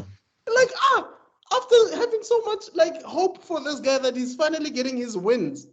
Then and on your point, what's with all the rematches? How many times does Ichigo have to fight Grimjaw? I think by the time we got to the actual fight, I was like exhausted. Yeah. And also even the Ulukura one, I was like, this is Ichigo versus Ulukura part 5. I'm so over this, dude. No, it wasn't part 5. It was just. I'm just being hyperbolic, but like. But I think the whole idea was because Ichigo's whole premise is, I don't know, Kabelo, you can jump in on this, but I think the whole premise behind Ichigo is he's supposed to learn as he fights. So as you can see from those fights, he completely gets washed the first 3 times, and then that's supposed to be the justification for why he can beat them on the 4th time. Ichigo is the Rocky Balboa of Bleach, if I may put it like that. Okay, but like, let's say for example, Rocky trains though. I'll put it in a different context. Imagine if Naruto fought Pain 5 times, and then when he finally fights Pain the last time, he wins. It loses all the juice. It loses all the suspense. I don't care. The thing is, it's the same. The only difference is that Naruto didn't fight Pain first. Naruto fought himself and then fought his training. Like, if you look at it in that perspective, you start realizing that Naruto, Ichigo, same WhatsApp group. Because Aizen again. Aizen, Naman. No, this is Madara. It's like, how dare you compare our enemy? He shoved Aizen aside. Rinnegan. He shoved Aizen comparison aside. Again. Sorry, I'm sure you got a profound point to make, but just I just want to slot this one in first. If I compare the Aranka to Akatsuki, way better structuring of the fights. I only need to see them fight once or twice. We got the reveals of their powers because like, you know what I mean? Like, it worked so much better. I didn't need to see Sasuke fight Itachi 5 times and then get the win. I just do the tease and then we get the payoff later. You know what I mean? A Pain, he comes in, he does the job. It just loses me when I have to keep seeing these rematches again and again and again, and you're not really adding much new. I agree with you. I genuinely felt like, at a point, like Kubo made a mistake by making Ukiura number 4, because the way he was treating Ukiura was like, you know what, this guy's number 4. This guy's number 1, bro. Are you sure he's number 4? He was doing that in essence to show the gravity of the situation that Ichigo is in. That it's like, it's supposed to be overwhelmingly, oh shit, we don't have a chance type of feeling. And then on top also maybe it could be that people were complaining that Ichigo was hella OP in the Soul Society, so you had to sort of make it. You shouldn't do the same thing in this arc as well. I don't know. No. Ichigo's power growth in Soul Society is astonishing, yes, but we could never say he was the strongest guy there. I mean, yeah, we can. Really? So if Ichigo, after he achieved his Bankai, went up against Genris, I don't know, do you think he was going to survive? You never count that the Yamaji ever. You never, in any battle, you never put him on any power scale with any other character. That is his entire premise. Right. That's the thing. It's like saying, okay, I'm gonna put gas up against like matches. Come on, my guy. Let's be Yamaji is someone that you don't bother power scaling, you don't bother involving in any fights, you don't bother involving in day-to-day business. Okay. You involve him when shit actually hits the fan. He's kind of like Unohana in that sense, then. Yes, I would put Unohana on the same level. Urahara or Unohana? Unohana. Oh, I would put medical lady. Yes, I would put it.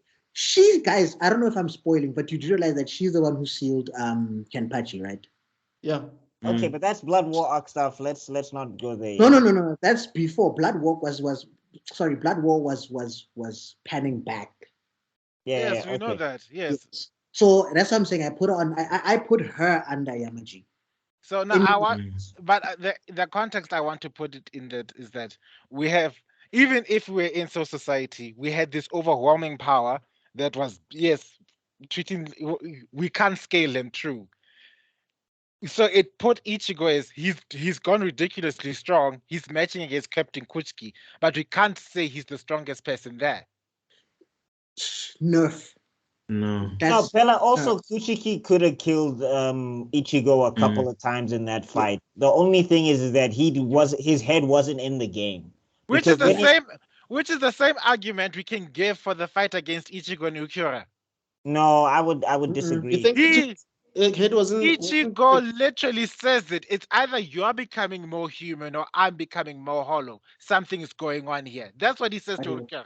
Oh yeah, yeah. Already hollow. Yeah, you're right. Because Kubo was sort of like trying to make Ukiura change his way just because he's with Inoue. It's as if Inoue was sort of like changing him a bit. Yeah, but he didn't expand upon it enough. And I'm saying that Ukiura he threw a lot of kill shots to the point where he did technically kill Ichigo, and then he unlocked his power.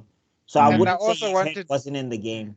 I also wanted to add to that note that if you pay attention again, remember the last week I mentioned that Urukura and Grimicho are basically the Espada versions of Zaraki Kenpachi and Kuchiki Byakuya.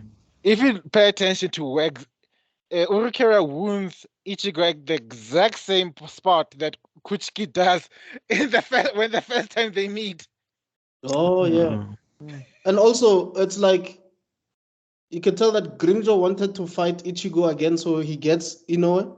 Kind of like how Kenpachi is still trying to fight Ichigo again. So you do have a point in those. Yeah, and I mean, to Pillar's point, and I respect it, but I was just like, if we look at the Soul Society, I mean, Ichigo and Byakuya fought like 4 times also.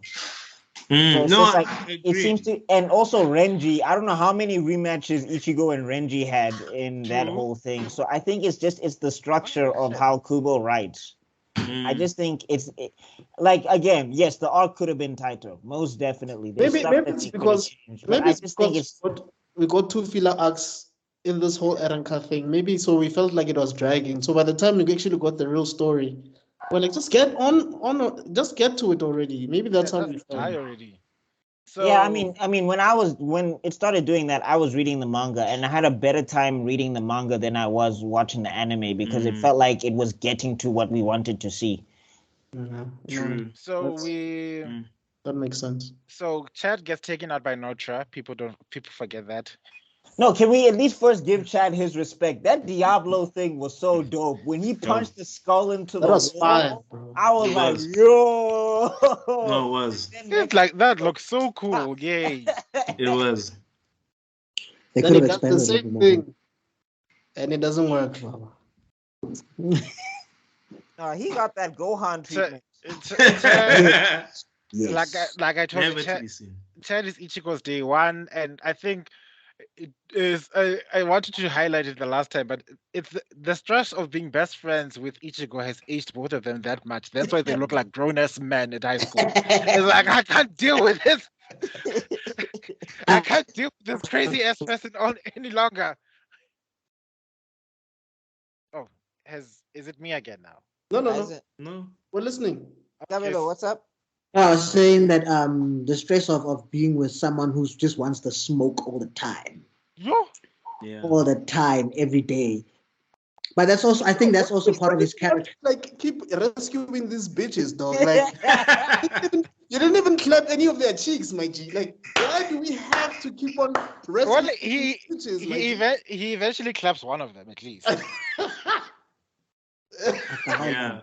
Only later. Only later. Much later. Hey, he's 16. Show me girls that you were smashing at 16. Who was winning that much at 16? but Ichigo looked like a goddamn man. Wait. That's anime teenagers. I mean, we can look at so many like for example, Jotaro from Kujo Jotaro from JoJo's Bizarre Adventure. Full-grown man, dog. Dog, how are you 17? like you look like you pay 2 mortgages and you have children. You have 2 secret families. Like God. Yari does it. Actually, the only reason Dior lost to him was because he was so infatuated. It's like, damn, that's a man. Actually, I think Masashi Kishimoto is the one that does a good job portraying teenagers. Like you could tell Naruto is a teenager there. You know what I mean? True. But getting back to it though, so Noitora jumps in, knocks out Chad, does the thing that he's doing, and then who comes to save Chad? It's Kenpachi. No. Yeah. Who? No, she saves him, but like somebody jumps in to fight Noitora at that point. Isn't it? Is it Zaraki? I feel like it's Ichigo. It's Nell. Oh, did we jump? Where are we now? Nell? We still have to fight against Sizel Aporo, who basically kept stops Renji and Uryu. Oh wait, it wasn't even funny. Didn't we get the Rukia fight before that? Yes, Kayendono. Oh right. That is the most annoying fight I've ever seen in my life. God, how it irritating. Kayendono. Was it? I thought it was pretty interesting. It was interesting from a storytelling perspective. It was interesting. That's all I kept hearing over and over again. Okay, I wanted to connect to her emotionally. I did, but the way she kept on Kayendonoing in the entire fight, it just made me.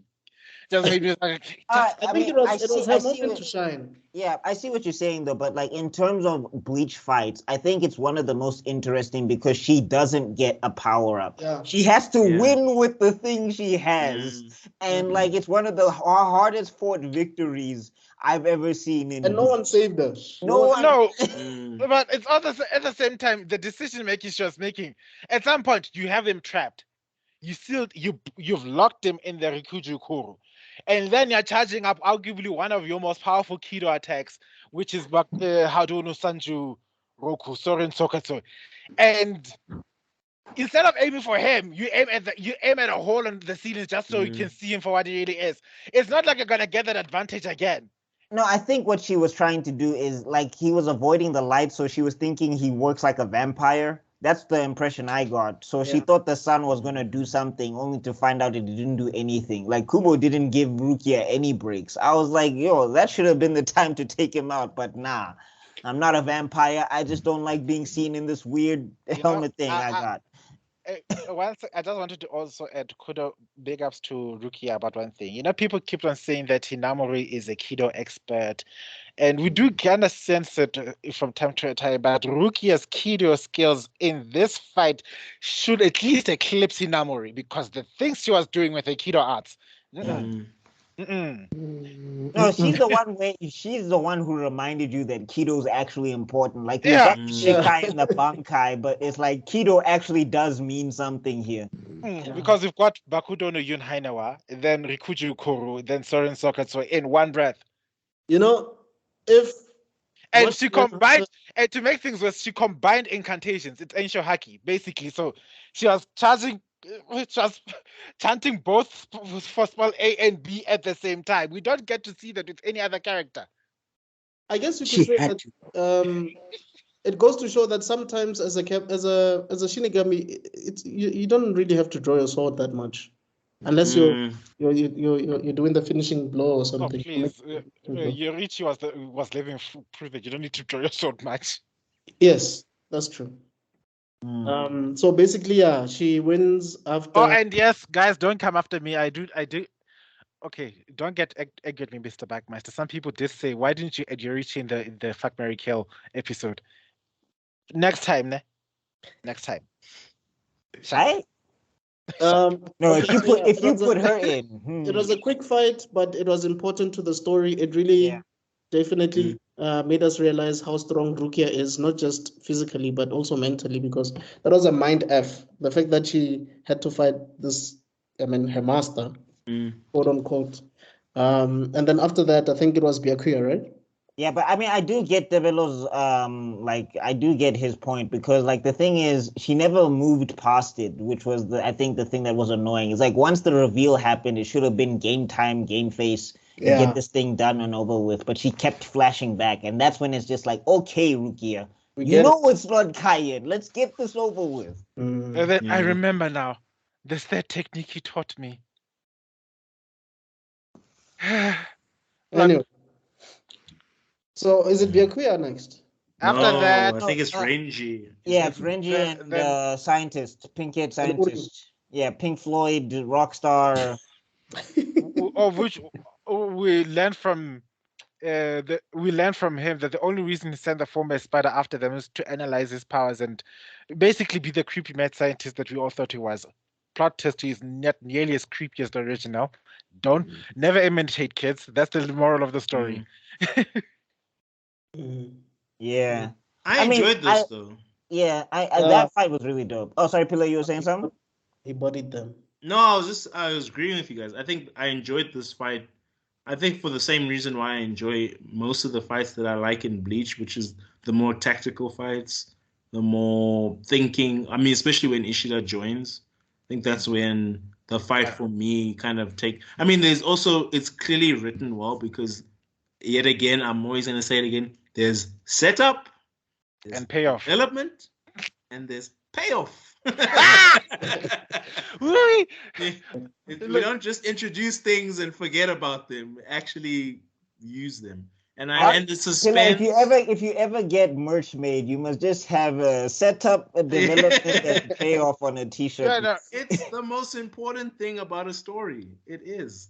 Look, in my future anime university that I'm going to be opening, you two are going to be the biggest lecturers there. Going to be like, because you're going to be saying, I just saw you in front of a class of 600 students. It's like, set up. I feel like those students. I feel like those students are always gonna fail. You know why they're gonna fail? It's because these two are like Kakashi. Remember how initially before Kakashi had Team 7, every person used to fail just because they couldn't. Wait, are you saying I'm Kakashi Sensei? Yeah, no, y'all like Kakashis, man. Straight up.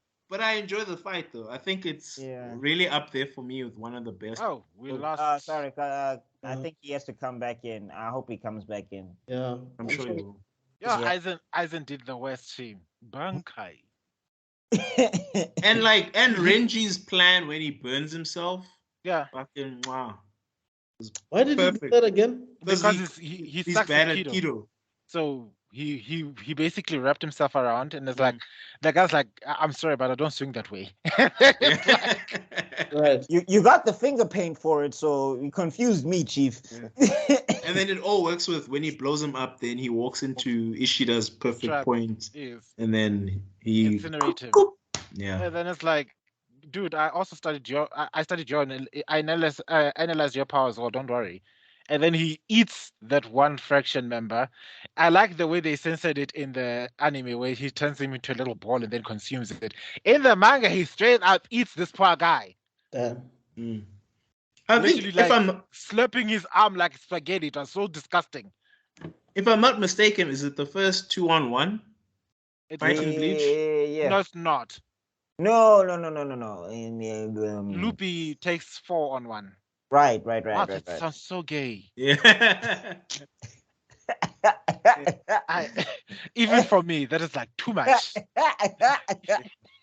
But I mean, obviously, because Bleach rules are, if we haven't seen you release your sword, if we haven't seen a bankai, we know you're not gonna die. So it was a little bit. It did. You could, when you're watching it, you were a little bit like, they didn't win, but it was cool. True. Yeah. I mean, again, Bleach, the rule is that if you jump somebody, you automatically lose. It's the opposite of JJK. Yeah. Yeah. What happens in JJK again? JJK, you rarely get one-on-ones. Most of the time, it's 2-on-1, and they're hitting you to make sure you stay down. Yeah. So I don't know what it is, but like JJK is Naruto, dude. Like he was like, I'm making them ninjas, but I'm not gonna call them ninjas. Yes. No, it's Naruto mixed with Bleach. Like there's a bit of Bleach in there because the domain expansion, you see the idea. Bankai. Yeah. Bankai. But anyway, getting back to it then. So we got that fight with Yeah, okay, yeah, you must just check Kabelo because I like for him to come back in the video because he had some interesting perspectives. Sorry, he says that his network is down. He needs to check if it's the area thing. So hopefully he'll come back. Okay, hopefully he'll come back. I think the next one is the climax. Climax. Didn't we just talk? Are we not gonna mention how Mayuri came in and how he defeated? No, we'll get to that, and we still have to talk about how Eureka curb stomped Ichigo and killed him. Yeah. Wait, isn't that? Oh yeah. That happened first. Doesn't that happen after Kuchiki Byakuya's fight? No. There's the first time because he meets Ichigo in this big right. And then it's like, "You're Urikira." Yes, it's me. And then Ichigo just walks away. It's like, bye-bye. Like, where the hell are you going? Yeah, this is technically Ichigo versus Urikira part 1. Yeah, no, where the hell are you going? Oh, no, I have no beef with you. I just want to go save my friend. It's like, oh, okay, then would you have beef with me if I told you that I'm the one responsible for kidnapping her? It's like, kill you, bitch! I'm going to kill you now! Gotcha, bitch! And then it's like, now you're pissed, bank. He just, you've gone Bankai. Yo, you're wearing your mask. And then you just see the Mega Ultra Getsuga Tenshu. If there's one thing I want to... Okay, you know what? One thing that happens in Naruto a lot is that Naruto, especially in Shippuden, doesn't do any other jutsu. It's just different flavors of showing of the Rasengan. There's also Kagebushi no Jutsu in there. Yeah. Kagebushi no Jutsu? But I wanted to say is like if he's learning a new technique, he just gives it a different name. It's like mini Rasengan, gigantic Rasengan, Shuriken Rasengan. Yeah. Bleach. They don't even give Ichigo the decency of calling it a super or giant Getsuga Tenshu or something like that. He just sees this big ass blot of blackness in the manga, and you just see, that's a very big Getsuga Tenshu. Okay, he's just going to. Yeah, and he just said it out of the blue. They never really explained it. The first time Zangetsu tells him the name of the technique. That's how he knows it. I mean, the first time we see it though, I think it just came out of nowhere, didn't it? No, I think what happened is that he connected with Zangetsu or something for the first time, and then he was like, Urahara, you must dodge this because I'm going to swing or whatever. Yeah. And then he swings, and that's the first time we technically see Getsuga. Oh. Okay. And then he falls asleep. Dumbass. Anyways. Do you like Bleach? I don't know. He does, trust me, he does. He does. Look at you. You're making me sound like I'm the tsundere of the group. No, you do. I mean, you can't not. I mean, look at us. We're talking about it. We love Bleach. Yeah. It's just that there's imperfections, but I love Bleach. Don't do. Okay, so I wanted to add then Urikira tanks that blow like it was nothing, pats his arm, charges a zero. It was really a one-sided fight. And then that's where it was meant to make us feel like, oh shit, this thing is really bad. He's only number 4 and he's this tough. Yeah. And then I think that's when Grimjo comes in, right? And then Grimjo... Wait. Are you guys not gonna just ignore the elephant in the room? Are you not annoyed that Urikira is number 4 and then later on, he's the strongest all along, whatever? No. BS. Look, it's obvious though, wasn't it? I honestly don't think he was the strongest. Who was the strongest? Urikira. No, I don't. I honestly don't think he had the most diverse skill set. I agree with that. He had a big ass list of different techniques and different looks and everything like that. Yes, but if you were to compare his power set to, let's say, Baragan, he's going to lose every single time. Look, I think Baragan is the exception because I think he's the strongest character in the show. I think he's actually stronger than Aizen, but it's just like because he's an Espada, it doesn't count. But... And then we also have Coyote Stark, who... Well, I mean, it depends, because if he was able to move faster than Baragon, which, I mean, they imply that he can, wouldn't he be able to kill Baragon before Baragon activated his special ability or whatever? Yeah, that's if they were going to go ahead for assassination techniques, of which Urikira has never implied that he does. No, but I'm saying like his range attacks and his speed attacks, wouldn't they be able to counter before Baragon did his Bankai, I guess? And Baragon literally slows time the closer you get to him. Yeah. Okay, so let's just say that he's the second strongest then. Okay, yeah. He's the first. Yeah, Second strongest. I'll give you that. Even though my favorite is still my boy Stark. I mean, do you think he's the?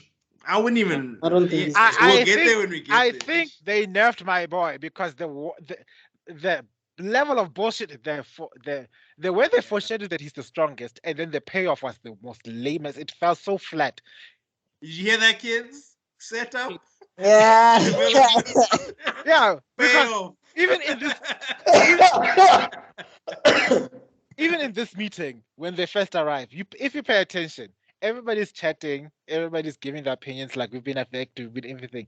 And then Stark says, "Shut the hell up, I'm tired as hell right now." Everybody sits down. That's the only, and the reason he gets away being this, he's the laziest of them all because he is the strongest. He's like, he doesn't want to exert himself because his entire existence is whenever he exerts himself, everybody he cares about dies. And I guess I'm glad that they paired him up with Shinsui because you could sort of see the result. Like, I just saw that. I was hoping when I first saw Coyote Stark in his behavior, and I was hoping like, please let him fight against Shinsui, please. And then it happened like,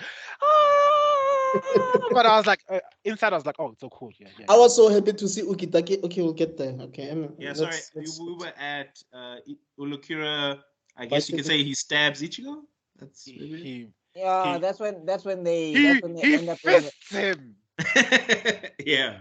Okay, that's really gay. Who said fisting is gay? Who said that? I wonder. I can go into them sites right now and find women being fisted left, right, and center. Hey, man. Okay, hold up.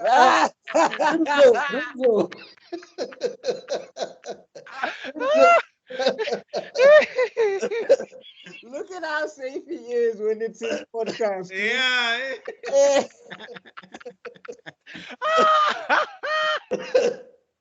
Anyway, look how safe he is. I'm dead. Anyway. Then when his mind is all politics. Oh, I want to vote for Trump. I want to vote. Hey, man. Yeah. We were winning on the podcast. We were winning. Ladies and gentlemen, boys and girls, the best. Best ever. Hi. Anyway, okay. Getting back to it, right?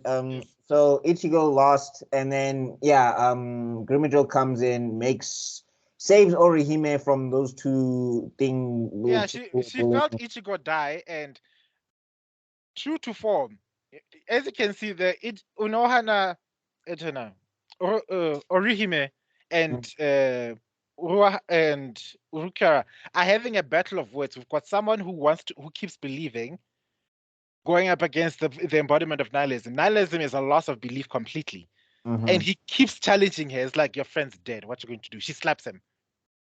And that's when the moment she slaps him, he knew he won, and that's when despair was coming into it. That's why the non-belief was seeping in. And when Ichiko died, she was gone.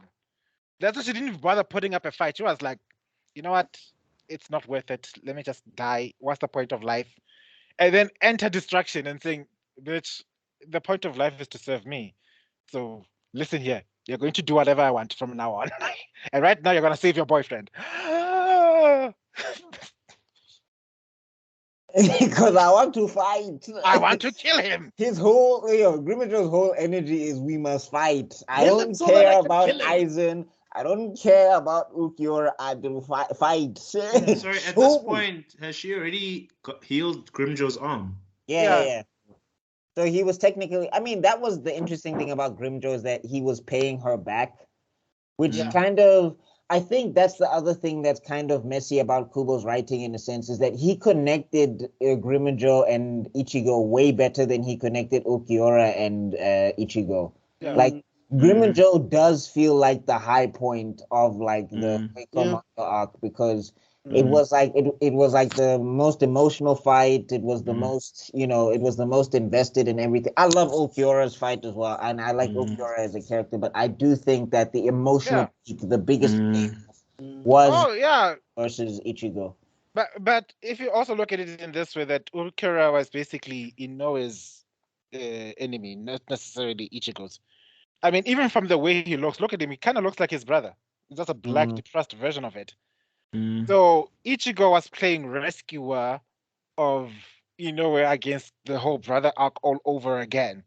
But the climax of the fight was, yes, you're right. It was Grimmage. It had to be Grimmage. I mean, if I was tweaking it, I would have made a small tweak I would have made it Orihime versus. I mean, I know it would have been crazy and it would have taken a lot of setup from earlier, which would have been great. But I would have done Orihime versus Ulquiorra. That would have. I agree. That would have been dope. Even like to find out like she has the ability to hurt him of something like that, or. And then like her whole high tension, I reject. Like if he does damage to her, she just throws like a field around her and heals herself or something. That would be really crazy. And then she like throws force fields around him and like blows up his arm or whatever. That would have been hectic. But if there's one thing you need to learn about Kubo, is like when you are the damsel in the distress, you are the damsel for days. You are just a pretty princess that's screaming, "Oh, help me! Save me!" You're right. So I think, but it's crazy because he has Soifon and he has Yoruichi and he has Rangiku and he even gave Hinamori a moment. So it's just like, you can do this. Just do it for Orihime. It's the same thing that I had the issue with Masashi. It was like, bro, you can write women. You're just not writing Sakura. Why? It's like totally agree. I have ideas about everybody else except for Kurenai and Sakura and Tenten. I don't know what to do with those three. No, he just said, I love all my characters except you. Fuck you, and fuck you in particular. Oh, you know what? And Rock Lee, I'm going to include you as well. Rock Lee, who cares? Work hard to win. I feel like the Rock Lee thing was a troll. I feel like he heard the rumors of everyone saying Rock Lee's better than Naruto, and he was like, oh, really? I'll show you. Nani? Nanda. But anyway, to be fair, when we talk about Naruto, we'll talk about the theme of it and all of that stuff. But anyway, getting back to this. I'm so looking forward to being the student of the discussion. I'll just be sitting there listening to you like. Yeah, I'm gonna be. I mean, it's gonna be. Honestly, it's going to be the Buckmeister show, and that happens. Like, shame. Just take the wheels. Definitely. But I just wanted to say that I agree with Buckmeister. Look, just because you're kidnapped does not mean you're weak. You know what I'm saying? So I think that had she won against Ulquiorra, that would have made her even a better character. Has she followed through with her plan to try and weaken the Hogyoku? Right. No, but I feel like in my head canon, I feel like she figured out that Aizen had her figured out. That's why she showed her the Hogyoku, because it was Aizen trolling. Aizen is he's one of the trolliest villains ever. He's like, I'm just going to show you this thing and make you think you can do something. Psych. I get that, but I also get that we could have had an emotional journey of her trying to and failing. Yeah, sure. Or her realizing that it's useless within herself. It's like, oh wow, I thought I had a chance, but you know what? This is actually pointless. Yeah, sure. But I still think, like, because he was tying Ulquiorra and Orihime so close together, I feel like he should have just given her a fight. Also, we need to also give props to Gin. Gin was like the only one who was calling Aizen out for his BS. It's like, Aizen, you seem incredibly happy these days, aren't you? Like, no, I don't know what this feeling is, but it's akin to joy. Me trolling out. That's literally what Aizen says. Okay. No, Aizen's theme song should be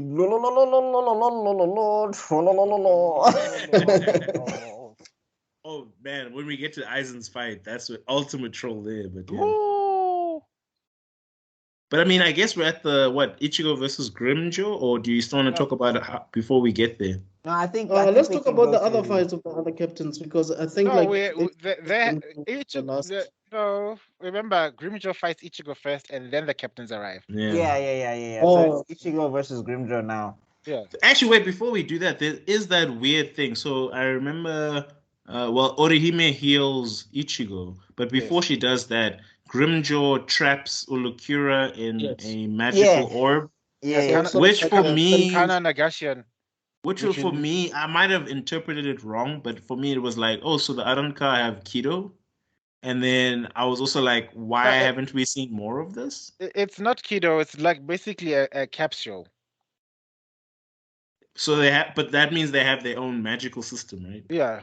Yeah, I guess so. But I mean, also the people that they're fighting didn't seem to require that magical system at the time. Their Bankai, I guess, was enough to handle everybody that they needed to handle. Right. True, I guess. But I mean, yeah, maybe not yet. But I mean, because Grimjaw is a bit weaker than him, isn't he? And I mean, that's the only reason he used it is because that was the only way he could get Ulquiorra out of the picture. Long enough for him to have his fight. But I mean, I think for me, it left such an impact on me where later on in the story, I was expecting more Aranka to use their Aranka magic, except for Zero. You know the Kubo way, my guy. If you show it once, if it's cool, then you must enjoy it. Then afterwards, you'll see to finish. Yeah, that sounds like someone, but I'm not gonna say it again. Yeah. I will fight you to the moon, my guy. There's no way. I will die on this hill. I will battle you on that hill, Chief. So we basically sort of see Grimjaw's Bankai, right? Yes, technically. It's called Resurrection, by the way, not Bankai. Resurrection. Which is. And I'm so glad that it's one of the cooler designs because these resurrections just get weird, brother. Yeah. Like you can tell when Kubo was just like, "Oh, you will be spaghetti. I don't care. You will be a watermelon. I don't care." I think Kubo really liked Grimjaw. I think he liked the design. He liked everything to do. So he you can tell the Espada that he was inspired to design for. Yeah, because it's Grimjaw and Ulquiorra. The other was beautifully designed. Noitora's one the scientist is not bad. Noitora's one also looked great. I like the King. King was cool. King Borough. Yeah. I'm saying Noitora with the 4 arms and the scythes, that looked dope to me. I like that one. Yeah, that was cool. It looked dope, yes, but he didn't even change the color of his clothes didn't even change. If you look at the level of detail compared to Ulquiorra, went, oh look, I'm gonna look neat and tidy too. Look, I'm straight up depressed. Wait, since we're talking about it, what's the most disappointing one? That dude who fought Byakuya. It was the most I was depressed watching that one because he had such a dope intro. He was doing Kagebo shit, no jutsu. I'm thinking he's gonna be on Byakuya's level. It's gonna be crazy. Now he's a flower with eyes. Why? Witchcraft. I'm like, what the? And I think he has no legs. I think he's like a floating. He's a floating flower. He's supposed to be the fastest Espada. It's like, what the hell? Hey, dog. I don't know. I also didn't like Stark, dude. Yeah, I liked Stark. I liked Stark. No, I didn't. I hated felt it. like, oh, remember Zombie Powder? Yeah, that's what it is. Yeah. No, but I think that's kind of why I liked it though. It was just like it was totally different from the whole sword thing because Bleach was all about swords, and this is the first guy who's using guns. And I thought that was an interesting dynamic. Before Kubo did the sword thing, before he drew Rukia, he actually wanted Bleach to be about guns. He changed his mind after drawing Rukia, and it's like, oh wait. Okay. But no, I wanted to highlight that yes, it switched to guns only to then loop back to swords. Which was like when was he using swords again? Was it with the wolves? When I was fighting Shinsui at the end of the battle. Right. Because he had to now explain the 2 swords of Shinsui and. Now Shinsui explains it and what's going on, but then as he's busy fighting, he conjures up 2 soul swords from that thing of his. Yeah, and like Zero is your power. Zero, everybody has Zero, dude. Hey, that multiple Zero barrage thing was dope though. Like when that was. That's basically like Piccolo. It's kind of like if Uryu had a gun in a way. I thought that was cool. I did. And like, okay, we'll get back to that part because I want to let. I could write a dissertation on the letdown of that man's resurrection in so much appalling detail, because if you're gonna shoot Ceros and you've seen how much destruction these Ceros can do, that cerebral rush should have flattened that entire city by that time. There should have been nothing left, but no, it just looks. He made the Ceros look like little popcorns, and let me for later. I need to go. I need to go speak with my psychiatrist for a couple of minutes and. So the emotional hook in Ichigo versus Grimmjow for the last time is Orihime, right? She's afraid of Ichigo, or she's not afraid of Ichigo. Yeah, she's afraid because she reminds That's the one time. That's the one time she did give me Sakura vibes where she annoyed me. Where it's just like, okay, lady, look, he came for you. Can you relax, please? Like, it's the one time that she does it, and I'm just like, okay, now you're annoying me. Stop it. I'm not gonna lie, bro. Sakura's way better than Orihime, but we'll have this debate later. Oh, Sakura's way better, dude. And Sakura is way better. Why do you always need to have this scene? Alexa, play Hero Falls by George Williams once again. You are my brother, Anakin. I've got the high ground here, my guy. I promise you. When we have this debate, I've got the high ground. It was good. I still think, but I cannot wait, my guy. I can't, Doug. I can't. Sasuke-kun, you're gonna kill me, Sasuke-kun. I still love you, Sasuke-kun. Okay. And someone did say, I think I was watching something on YouTube. Someone was saying when everybody was fighting Pain, like, where was she? Why aren't you punching? Why are she was busy. There was trouble, and she was healing people. When Naruto is trapped and Hinata is boxing with the strongest enemy they ever seen, Sakura's nowhere to be seen. Why? Listen. Okay, y'all are mad that Sakura didn't intervene. Why hasn't Orihime ever intervened in Ichigo's fights? Because she's useless. Exactly. Thank you. Okay, but Sakura being useful. But wait, hold on. Sakura being useful and not doing anything is worse than being weak. Wait. It's worse. Wait. What do you mean? It's worse. Reverse time. No. Sakura can heal people. Who's more powerful? Guys, on a point of order. Save this for, I don't know. This is another discussion. This not even another discussion. This needs to be a live broadcast. We need to have 100 subscribers. We need to go live. We need to have like a big as. This needs to be a debate online, like a national debate, like with a call through. What's up your opinions on this number? Okay. I think I'm gonna start with that scene right there for the video. But anyway, so yeah, she basically doesn't recognize Ichigo anymore. I think. She saw her brother. Well, and also the Reiatsu is very hollowy, so I guess there's that. And then Nell just tells her, snap out of it. He literally came here for you, so relax. No, Nell was basically saying, oh, do you love him or don't you? Yeah. Do you love him? Do you love him? Oh, okay. Otherwise, I'm gonna have him. Yeah. Come on, girl. Then you better do something right now, girl, because I'm gonna have him. If you're not. But anyway, to cut the long story short, Ichigo bodies Grimmjow, and that's when we do get that whole filler arc. I mean, we've got the most beautiful. We've never heard of a Grand Race Sarah up until Grimmjow uses it, and it was well designed. It was a way of proving a point that Grimmjow wants to fight Ichigo at his best. He doesn't want this whole warm up nonsense. It's like, oh, you're still holding back. Okay, I'm gonna give you a reason to fight me at full power. I'm gonna use the most strongest Sarah I have to blast your girlfriend's head off. And the fact that Ichigo tanked it Yeah, no, his pass scaling is still a little crazy. I mean, he was getting zeroed left, right, and center. Don't ask questions. But the Grand Ray Zero is like boom. Don't ask questions. Did it look cool?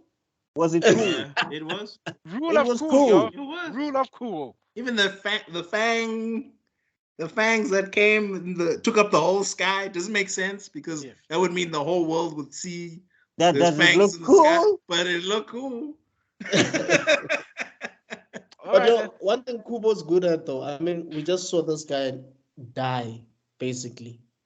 And then he looks cool again fighting Grimjo. You know? As if he just almost didn't die just now. I think they had the most intense soul-seeking session with Zangetsu and Zangetsu was like, "You are embarrassing me in these streets, Chief. Like, not again, nigga. I was out here, my guy." I don't know. I think there's a TikTok or a Vine that used to go like, "Your form whack, your skills whack, your tactics whack, all of that whack, all of you whack, all of this. Why am I supposed to be?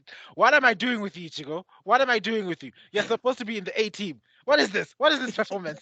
You know, this fight is actually really good because this fight is like everything I hate about Bleach, but I still enjoyed it. Yeah, because it was just brawling. There was no tactic. There was nothing, but I still enjoyed the hell out of it. And like watching Ichigo's mask peel off throughout the fight was like beautiful, man. Shout out to Kubo. And then Inoue finally says, "My man, don't die.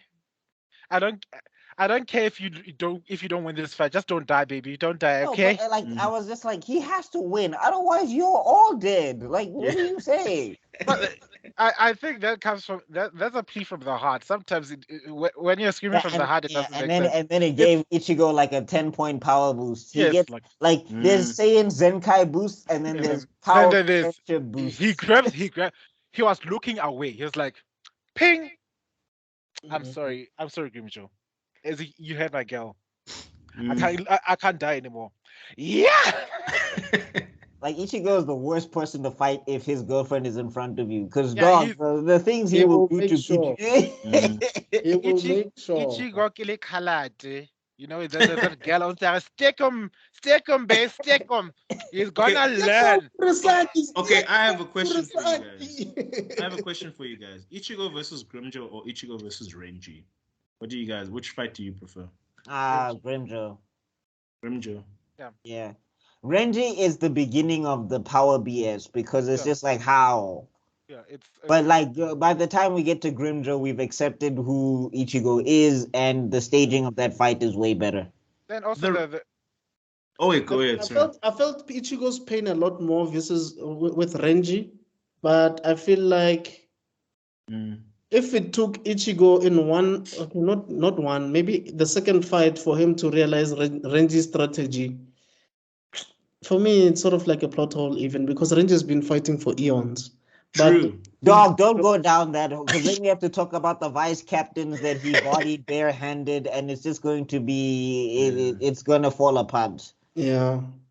So basically, with Grimjo, it's more like, oh man, this is one-on-one. We're not playing around. Let's get to it. Let's do this. Get it done. And I think the other thing, me, and action sequences is one thing that I love the most. The action sequences in the Grimjo and Ichigo fight were a lot more. I think they're finally getting into they've gone into the stride of translating a brawl between two people type of fight. They're trying to get the before that, it was always a sort of an uneven power scale because yes, we've got Zaruki and Ichigo, but Zaruki was clearly stronger at that point. Then Ichigo gets a Zenkai boost, and then we don't get to see. Yes, they do slice each other up for the initial phases, but then Zaruki takes off Ice Patch, then he gets stronger again, then Ichi gets stronger. It's like an and then type of fight, and then I get stronger, and then I got stronger. Here, it was a proper brawl. Wait, do you think? Sorry, before you continue, do you think Ichigo versus Grimjo has more similarities between Ichigo and Kenpachi, or Ichigo versus Renji? For me, it's Ichigo versus Kenpachi. Oh, okay, cool. If you're talking in terms of the staging of the fight, I would say it's equal to Renji because like they felt like they were brawling, But like Kabelo said, like what's this in the Zaraki fight? It was like just upping the ante the whole time. It wasn't like them actually clashing. No, I hear you. I can see that. Here we got somebody. There's somebody using all his destructive techniques, using those little pins in his. Look! He was throwing everything by the kitchen sink because he wanted to kill Ichigo, and we get to find out it's just because he hates the way Ichigo looks at him, even when he's losing. It's like, you think you're better than me? I'm kicking your ass right now. How dare you look at me like that? And that's why it's like, I don't care if if anyone looks at me like that, even if it's Aizen or whoever. I'm going to kill them. And I'm thinking, bro, in what millennia world do you think you're gonna have a chance against Aizen? You. Aizen bodied you without even looking at you. Like, dude, I'm still not done in the meeting. Sit down. Oh, you're not sitting down.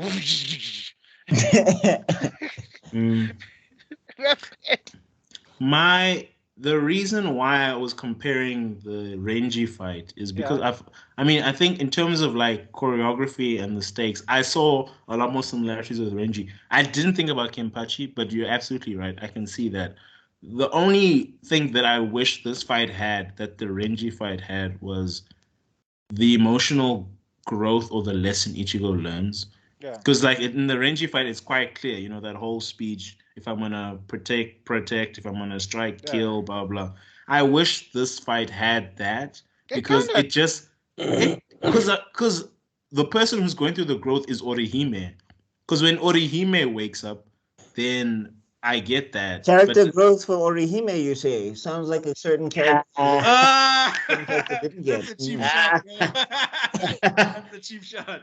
But fair enough. I think at the same time, I'm happy that Orihime does not spend a lot of time with other female characters for the most part of Bleach, because it makes you see how strong she actually is on her own. There's also because when she's with she's frustrating potential. That's the problem. Is that like she has so much potential to be like she could have been actually one of the most top tier females in all of like shonen history, and and Kubo just didn't give it to her when it was easy for him to do that. No, but we do also get the point where Ichigo does learn something from the Grimmage fight. It's just that it's so cringy, we all blocked it out because they played that song we all hate. Wait, which song was it? That, if you want to see that action. Yeah. No, because he confesses. I don't hate it, but I hear you. He confesses to Grimmage. He was like, yes, I did come all the way here to fight you. So I'm going to kick your ass. I'm going to beat Urukura. I'm going to beat Aizen, and then I'm going to take all my friends, Chad, Uryu, Rukia, Renji, and everyone, and we're all going to go home. Ichigo letting resolve, I guess. Yeah. But like he's a flat character. He has a flat character arc. Like he doesn't change much from arc to arc, which. It's not a knock against him. I think it's part of the strength of the show is that the other characters around him change due to his actions. So yeah, but we get something like that happens. Like Naruto grows, but his actions also influence the behaviors of others. I don't think it's a good enough excuse. No, but I'm saying that Naruto was designed from jump to change, whereas Ichigo wasn't. And I'm saying that it's not the worst thing in the world because there's a lot of characters that are like that, where they don't really change from jump, but they change the world around them and they change the people around them. I mean, like Rukia, she's a very different person from when she started. Like who she was before she met Ichigo is not who she is now. We could even argue Soul Society as a whole is different. Yeah, I mean Genryusai and all of them. Yeah, they all. Yeah, so I'm saying like that's the point of Ichigo. So like when you say there's no significant character growth, I think it's by design. Like I think Kubo designed Ichigo to be a character that affects the world around him rather than get affected. True, I agree. Couldn't be better said. Yeah. Anyway. And then after the one part that pisses him off is immediately after this fight, we've got that annoying leech Notra who comes in then just comes in then and what do you call it? Ultimate opportunist. Yeah, equal opportunity criminal. That's son of a bitch. Are we blanking on the filler? What filler? Never happened.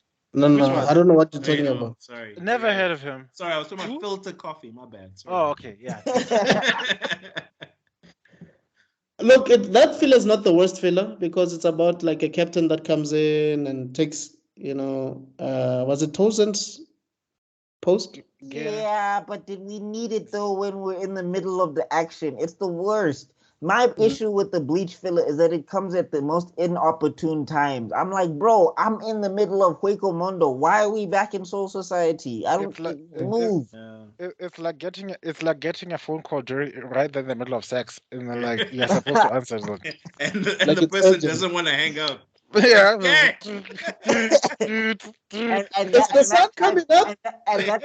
that time they're talking about the most boring thing that you don't want to hear. It's like, hi, I'm busy here.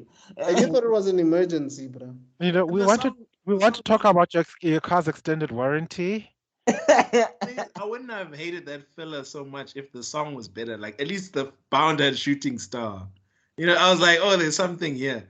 This arc had nothing. The song wasn't good. The animation was bland. I was like, oh, guys, damn. I won't lie to you. I haven't seen this filler arc. I wouldn't tell it apart from the bar of soap. Yeah, and I don't. let me tell you something. I don't want you to tell me about it. I'm not curious about it at all. You know what? You know why I say I could tell? Because Captain Commando is like a very important character in this arc. Yeah, but it's a filler arc.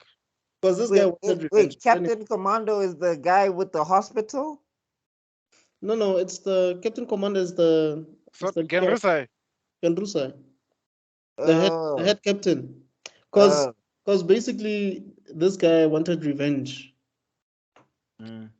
Yeah, but anyway. Wait, sorry, this is a random tangent, but it's relevant. So I remember this in real time. So when this filler arc happened, this was peak Naruto versus Bleach in the fandom. Because I was actually a Bleach person at this time. I know, hard to believe. And then you jumped ship at this point. Yeah, no, this is where because literally this was when Heroes A Comeback was the theme song and Naruto was like Shippuden. I just got wrapped into it, dude. I'm so sorry, Bleach. I just want to apologize. This is where you guys lost me. I also, to be honest with you guys, apologize. I think I never really watched Bleach in chronological order after this point. Until the 1000-year battle. I was stuck in the manga, guys. I was like, filler who, what? Guys, let me tell you. This is what's going to happen. I also jumped to the manga when they started doing this in the anime. Look, guys, people, you don't understand. I watched the only episodes of Bleach I watched were up until the Heki. Yeah, after Soul Society. I jumped straight into the manga and I was reading from there. So the things that were happening in the anime, I was just like, okay, this isn't canon. I'm not going to pay attention to it. I'm going to just continue to what we continue from here. Because this thing. The thing that kept me going back to Bleach wasn't so much of how good the characters were or how wonderful the story was that I really wanted to see that bastard Aizen die. That is all. I was obsessed about trying to see how does this bastard die. When you guys don't understand when my family sat me down and saying, dude, you're hated with this guy. It's because like, oh, Ichigo did this. And where does Aizen affect in this match? No, he doesn't appear. Then don't talk to me about it. Like, what happens next? Hurry up. So how you feel about Aizen is how I felt about Light. Ooh. Yeah, me too. It's a very exhausting hatred, isn't it? But I just want to say that it even affected the production of the anime. Yeah. Like we didn't get 1000-year blood, or at the time we were supposed to get it. We got it like so much later because People were sick and tired of it. People were just sick and tired of it, dog. But anyway. No, like, yeah, but I mean, anyway, I guess we're going to wrap up at this round 4 fight of Grimmjow and Ichigo. Unless are we going to part 3 Hueco Mondo? Because it's like 10 yeah, o'clock. No, and I think we can pack it. What's the other fight quickly? This is when Neutra.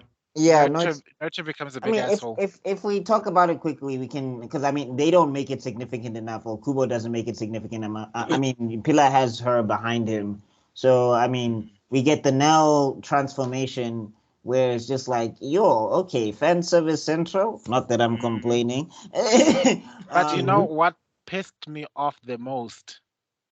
Yeah, was that you saw Nell become this adult form. And then we also find out that it's caused because of a head injury and stuff like that. And then we have Urukura over there. When Ichigo says, go heal her. And she just fixes everything. It's like she's a jealous girlfriend deep down inside, like, I saw those boobs and know I'm going to fix her back to her original state. Ichigo, I held her. She's still a baby, though. What was the number again? 3. 3, oh. Okay.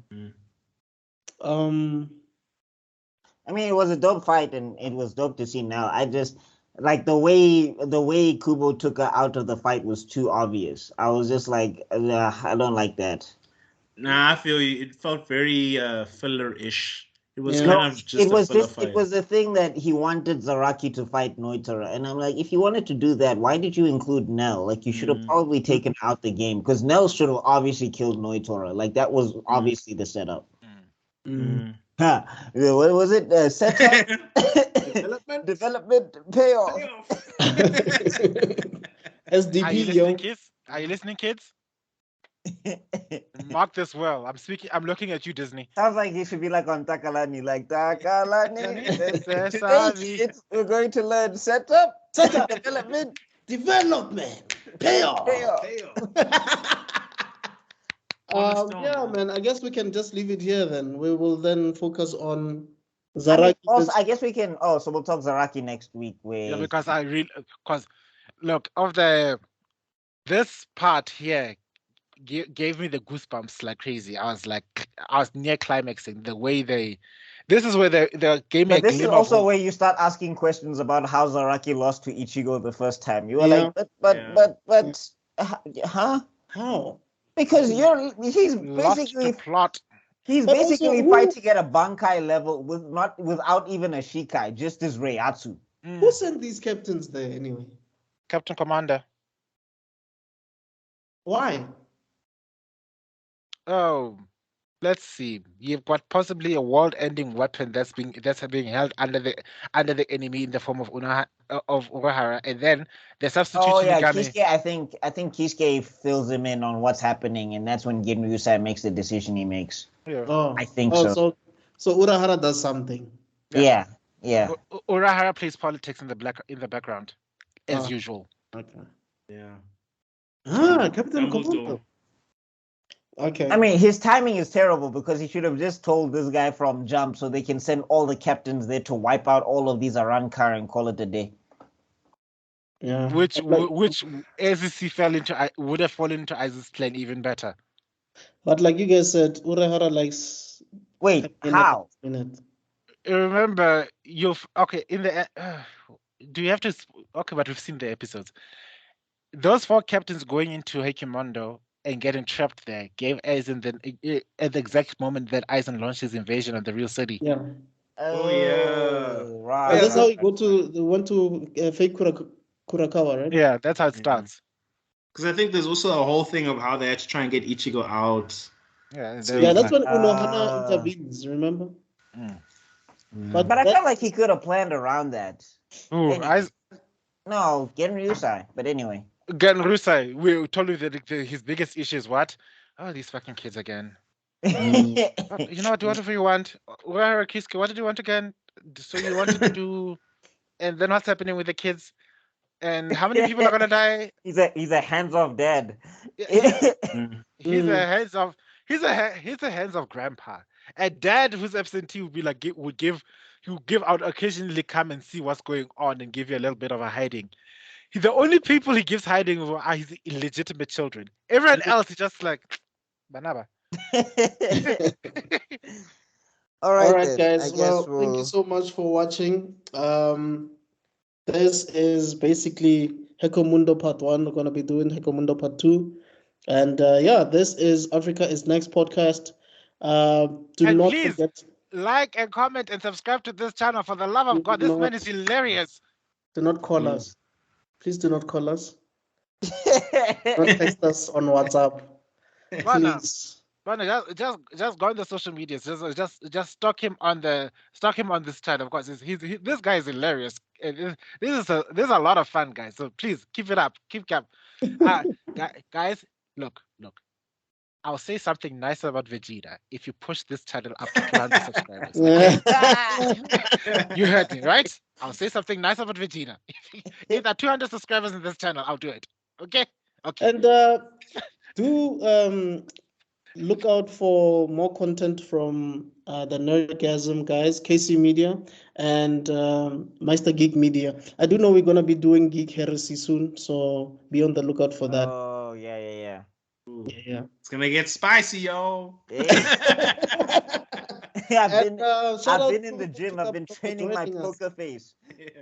Shout out to Kabelo for joining us. Hopefully he will join us for more episodes. Internet, but I'm sure we'll get him. I'll try to get him on the next one again. I'm sure he has a lot to say. All right then. Okay. Thanks, everybody. We'll definitely see you on the next one. Cheers. Peace. Peace.